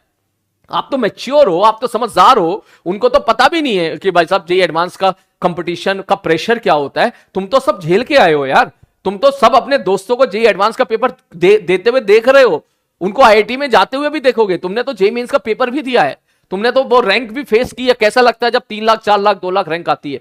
तो फिर कैसे आप इस तरह की चीजें सोच सकते हो कि टीचर पढ़ा रहे हो, बीच में आप इधर उधर की बातें कर रहे हो? ठीक, खैर आगे बढ़ो। ठीक, तो बेसिकली हो गया, इसको हम लोग लॉ ऑफ इनर्शिया भी बोल देते हैं। जल्दी इसको नोट कर फटाक से। मेरे हिसाब से इतनी चीजें इसमें काफी है, लिखने के लिए तो वैसे बहुत सारी है, ठीक है, लेकिन इतना ही काफी है। ठीक है, इसका मतलब सर आप ये कहना चाह रहे हो कि सर अगर net force on the body 0 हो जाए तो बॉडी रेस्ट पे, तो रेस्ट पे रहेगी। बिल्कुल करेक्ट, बिल्कुल करेक्ट। अब चलते हैं दूसरा, न्यूटन सेकंड लॉ। अब ध्यान से देखना, सेकंड लॉ। मैं स्टेटमेंट के पीछे नहीं पड़ रहा, मैं सीधा मैथमेटिकल स्टेटमेंट जाता हूं। इन्होंने ऐसा बोला न्यूटन सेकंड लॉ के हिसाब से, sir rate of change of momentum जो होता है वो होता है नेट एक्सटर्नल फोर्स। पूरा डेफिनेशन याद रखो, नेट एक्सटर्नल फोर्स, इंटरनल नहीं, एक्सटर्नल फोर्स। यहां से तेरी न्यूटन की जो तेरी एनएलएम की जर्नी यहां से तेरी स्टार्ट होती है। बंदे मतलब जनता बोलती है sir F equal to m a is a Newton second law. सबसे पहले ये लिख ले, F equal to m a. जनता ये बोलती है sir F equal to m a is a Newton second law, तो भैया इसको लिख के तुरंत काट देना, ये सेकेंड लॉ नहीं होता है। सेकेंड लॉ बेसिकली होता है net external force acting body is equal to the rate of change of momentum of that body. ये बेसिकली होता है। तो मैं अगर तुमसे बोलूं सर मोमेंटम है क्या, तुम बोलोगे सर मोमेंटम है सर मास इंटू वेलोसिटी। मैंने कहा इसको अगर तू यहां रखेगा तो देख तू ऐसे लिखेगा, मास इंटू वेलोसिटी बटे dt। और इसके बाद अगर तू फेस करे कि सर यहां पर u इंटू वी अगर मेथड लगाऊं तो आप लिखोगे पहला फंक्शन इंटू डिफरेंशिएशन ऑफ दूसरा फंक्शन प्लस दूसरा फंक्शन इंटू डिफरेंशिएशन ऑफ पहला फंक्शन। ये है basically net external force. Complete definition ये है।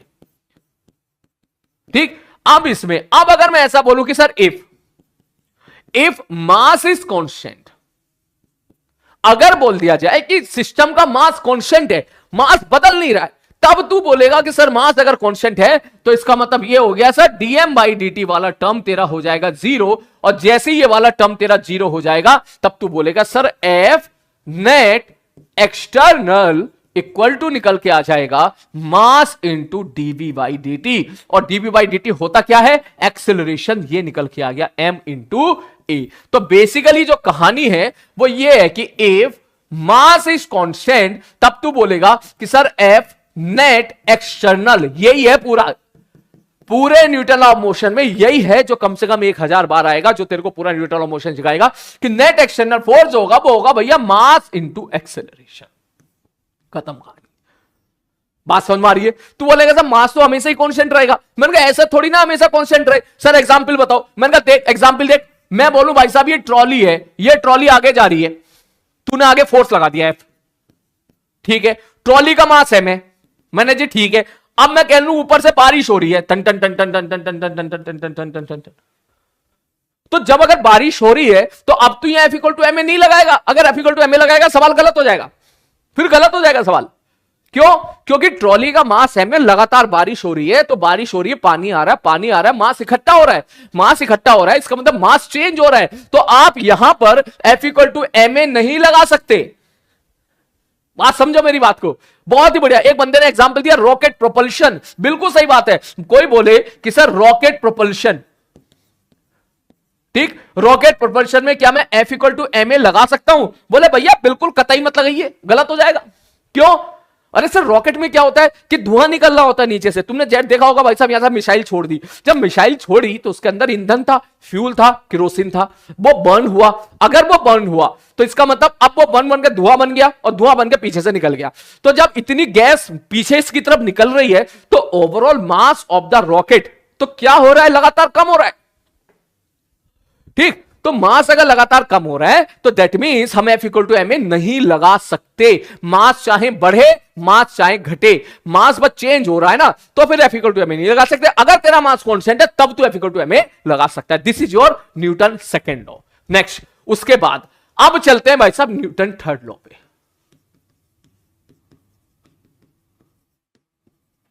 क्या होता है न्यूटन थर्ड लॉ? ठीक, पहली definition, for every action there is equal and opposite reaction। अब तू बोलेगा सर ये कंप्लीट है क्या? मगर नहीं मेरे भाई, ये कंप्लीट नहीं है। जनता को लगता है कि ये न्यूटन उनको थर्ड लॉ आता है, बेसिकली ऐसा नहीं है। न्यूटन थर्ड लॉ और बहुत सारी चीजें। क्या सर? बेसिकली कहानी है कि for every action there is equal and opposite reaction. ये जो फोर्सेस लगते हैं, मैं इसकी प्रॉपर लैंग्वेज डेफिनेशन लिखा देता हूं उसमें, ठीक है। वैसे तो इतना ही है, ये यही बिल्कुल सही है। पता नहीं किसका फोन आ रहा है भाई। ठीक, ठीक है सर। तो for every there is equal and opposite reaction sir at the same time, इसको बोलते हैं साइमल्टेनियसली। मतलब मैंने कहा मतलब तूने सुना होगा, इतने सारे टीवी चैनल पे आप लोगों ने देखा होगा नेताजी का भाषण आता है। मैंने कई बार देखा, आप लोगों ने देखा होगा। नेताजी आए और नेताजी ने बोला कि भाई साहब उन्होंने परसों हमको ये बात बोली थी, उन्होंने इस तरीके का स्टेटमेंट दिया था हमको, और वो क्या सोचते हैं कि हम चुप रहेंगे। उन्होंने जब ये बोला वो शायद भूल गए कि न्यूटन का एक लॉ होता है, हर एक्शन का रिएक्शन देखने के लिए मिलता है। अगर उन्होंने हमको ये बोला तो इसका रिएक्शन के तौर पे अब हम उनको ये बोल रहे हैं। तो कायदे में नेताजी भाई साहब बेवकूफ बना रहे हैं। नेताजी को न्यूटन थर्ड लॉ एक्चुअली में मालूम नहीं है। थर्ड लॉ का मतलब ये मतलब नहीं है कि परसों कोई घटना घटी तो उसका रिएक्शन आज दोगे आप, ऐसा नहीं है भाई साहब। न्यूटन थर्ड लॉ के हिसाब से कोई घटना जब घटी है, ये घटना मतलब समझ जा कि अगर सपोज कोई इवेंट अभी हुआ है तो उसका रिएक्शन उसी वक्त मिलना चाहिए, हाथों हाथ। मतलब अगर मैं तुझे बोलूं ए बॉडी ने बी बॉडी पे फोर्स लगाया एफ, तो बी बॉडी भी ए बॉडी पे वापस फोर्स लगाएगी एफ, उसी वक्त लगाएगी, उसी वक्त लगाएगी। ये नहीं कि भाई साहब 2 घंटे के बाद लगा रही है, उसी वक्त लगाएगी, सेम टाइम पे लगाएगी, सेम नेचर का लगाएगी, सेम नेचर का लगाएगी। सेम नेचर अभी एक्सप्लेन करूंगा भाई साहब, ठीक। और 2 डिफरेंट बॉडी पे लगेगी, ये भी एक्सप्लेन करता हूं अभी। 2 बॉडी इवेंट, 2 डिफरेंट बॉडी, ऐसे लिख देता हूं, 2 डिफरेंट बॉडी इवेंट, ठीक। तो बेसिकली बात यह है, एग्जाम्पल के तौर पे मैं तुझसे बोलूं कि मैंने अपने हाथ से इस व्हाइट बोर्ड को ऐसे पुश किया, मैंने अपने हाथ से इस व्हाइट बोर्ड को इधर पुश किया, तो मैंने फोर्स लगाया इस पैनल पर, टीवी पर। अगर मैंने फोर्स लगाया टीवी पर, तो टीवी भी वापस फोर्स लगाएगी मेरे हाथ पर। समझ मेरी बात को, टीवी भी वापस मेरे हाथ पे फोर्स लगाएगी, मेरे हाथ पर टीवी वापस फोर्स लगाएगी मेरे हाथ पर, उसी वक्त लगाएगी, सेम नेचर का लगाएगी, सेम मैग्नीट्यूड का लगाएगी। इक्वल मैग्नीट्यूड लिखा हुआ है, इक्वल मैग्नीट्यूड मतलब सेम मैग्नीट्यूड का लगाएगी, और अपोजिट का मतलब डायरेक्शन अपोजिट लगाएगी। बात समझ में आ रही है? तू कहेगा सर आप इस पर हाथ रख रहे हो, फील नहीं आ रही सर। मैंने कहा तू रख के देख ले अपने बेंच पे, तू हाथ रख के देख नीचे, ठीक। तू बोला ऐसा फील अभी भी नहीं आ रही। मैंने कहा फील आएगी, तू मार्केट से ना एक सुई ले ले और सुई पे ना ऐसे हाथ मार, ऐसे फोर्स मार देख, फिर देख मस्त वाली फील आएगी, देख तेरे को फिर फील आएगी तेरे को। सुई ले ले और सुई पे ऊपर से ऐसे हाथ मार, नीचे थप्पड़ मार तेरा। तूने हाथ से सुई पे फोर्स लगाया एफ, तो सुई भी वापस ए पे तेरे हाथ पे फोर्स लगाएगी एफ। तब तेरे को मजा क्या, बिल्कुल मजा ही आ जाएगा तबीयत से, ठीक। तो बेसिकली कहानी ये है, मैं यहां पर बढ़िया डेफिनेशन लिख रहा हूं जो तेरे हमेशा काम देगी, कि ए ने बी पर फोर्स लगाया एफ, अगर, ये है पूरी कहानी, अगर ए ने बी पे फोर्स लगाया एफ, तो बी भी ए पर वापस, मैं क्लास छोड़ने वाला हूं, फोर्स लगाएगा एफ। ये डेफिनेशन है। मैं तो बोलूं जवान से इसको निकालो कि अगर ए ने बी पे फोर्स लगाया एफ, तो बी भी वापस ए पे फोर्स लगाएगा F. This is the basically definition. Sir example से समझाओ। मैंने कहा एग्जांपल से देख तू ऐसे समझ। मैं बोलूं भैया ये ब्लॉक है, इसका मास है एम, ठीक है सर, इसके बीडी बनाओ। बीडी मतलब इसमें कौन कौन से फोर्स लग रहे होंगे। मैंने बीडी बनाना सिखाया नहीं है, नेक्स्ट क्लास में बीडी बनाना सिखाऊंगा। आप बोलोगे सर सबसे पहले नीचे लग रहा होगा एमजी। मैंने कहा ठीक है भैया नीचे एमजी लग रहा होगा, और बता सर। और जो है ना ये जो ब्लॉक है ना, ये सरफेस ऑफ अर्थ, अर्थ के सरफेस में छुअन छुआई में, जब भी कभी छुअन छुआई होती है ना, जब भी कभी छुअन होती है तो नॉर्मल फोर्स लगता है। ये मैं तेरे को नेक्स्ट क्लास में बताऊंगा। तो सर जो नॉर्मल फोर्स लग रहा होगा ना, वो लगता है टुवार्ड्स द बॉडी, मतलब ऊपर की तरफ नॉर्मल लग रहा होगा। मैंने कहा करेक्ट है। मैंने कहा अब तो मुझे एक बात बता कि भाई साहब ये जो ब्लॉक है, ये ब्लॉक किस पर है? रेस्ट पर है। हाँ सर रेस्ट पर है। मैंने कहा मूव कर रहा है? No sir. मैंने कहा एक्सीलरेशन कितना है? सर 0। मैंने कहा एक्सीलरेशन 0 तो ऊपर वाला फोर्स बराबर, सर नीचे वाला फोर्स, इसका मतलब नॉर्मल बराबर mg। सर ठीक है सर कोई बड़ी बात नहीं है। तो मैं अगर तुझसे पूछूं इस सवाल में कि मुझे एक बात बता कि इस पे mg किधर लगा? सर नीचे। ध्यान से समझना, इस पे mg किधर लगा? सर नीचे। इस पे नॉर्मल किधर लगा? सर ऊपर। इस पे mg किधर लगा? सर नीचे। इस पे नॉर्मल किधर लगा? सर ऊपर। क्या डायरेक्शन अपोजिट है? यस सर डायरेक्शन अपोजिट है। क्या दोनों का मैग्नीट्यूड सेम है? यस सर दोनों का मैग्नीट्यूड सेम है। तो क्या मैं ऐसा कह दूं here N N mg are action reaction pair, मतलब एक एक्शन है तो दूसरा रिएक्शन है। क्या मैं ऐसा बोल सकता हूं? जितने लोगों को लगता है कि हां सर बोल सकते हैं, वो जल्दी से यहां पे थंब अप टाइप करें, थंब अप। जितने लोगों को ऐसा लगता है कि यस सर आप ये बोल सकते हो कि यहां पर नॉर्मल और एमजी दोनों जो एक्शन रिएक्शन पेयर है, क्योंकि एमजी किधर लगा? नीचे। नॉर्मल किधर लगा? ऊपर। डायरेक्शन अपोजिट, दोनों बराबर है तो इक्वल एंड अपोजिट। सर एक ही वक्त पर लग रहे हैं, मतलब एमजी जब लगा तभी नॉर्मल लगा। ऐसा नहीं है कि भाई साहब दोनों अलग अलग टाइम पे लग रहे हैं, एक ही टाइम पे लग रहे हैं, साइमल्टेनियसली लग रहे हैं, दोनों इक्वल एंड अपोजिट है। तो क्या मैं ये बोल सकता हूं यहां पर कि दोनों एक्शन रिएक्शन पेयर होंगे? जल्दी से बोर्ड तुमने कर दिया होगा, मैं यहां पर चेक कर लेता हूं। Stop poll to see the result. आएगा नहीं आएगा? बहुत ही बढ़िया, 96.76% बच्चों ने बोला yes sir mg and normal reaction are action reaction pair, जो कि बिल्कुल गलत है। इसलिए मैं बोला ध्यान से सुना करो मेरी बातों को। न्यूटन लॉ में बहुत सारे जज्बात मत लेंगे, जो कि गलत है। तो बोला सर ये क्या बात हो गई, क्यों गलत हो गई, इसमें क्या गलती है? तो भैया इसमें क्या गलती है, ठीक है, मैंने एक्सप्लेनेशन दे दिया था पिछले थोड़ी देर पहले, तुमने शायद इस बात को ध्यान नहीं दिया होगा। कोई बात नहीं, इसमें क्या गलती है, क्या चीज मिसिंग है, क्या हम इसमें कोई गलती कर रहे हैं, क्या नॉर्मल एक्शन गलत लगा रहे हैं, क्या एमजी गलत लगा रहे हैं, क्या दोनों बराबर नहीं हो, क्या दोनों कुछ तो गड़बड़ी है वो क्या, क्योंकि ये बात तो गलत है कि ये गलत है। तो ये क्यों गलत है, ये सारी कहानी हम पढ़ेंगे नेक्स्ट क्लास में। क्लियर है?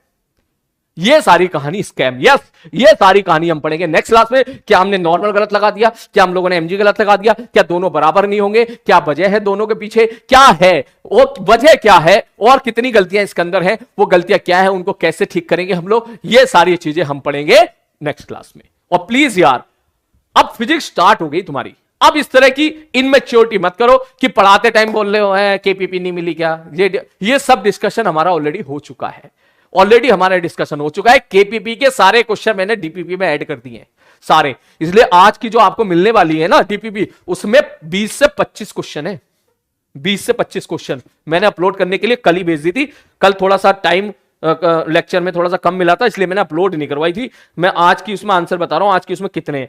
आज की डीपीपी में 20 क्वेश्चन है। दिस इज योर आज की डीपीपी। ठीक, इसमें केपीपी डीपीपी सारे क्वेश्चन मैंने मिक्स कर दिए। चलो फिर मिलते हैं कल। टेक केयर, प्लीज क्लास को मेंटेन रखें।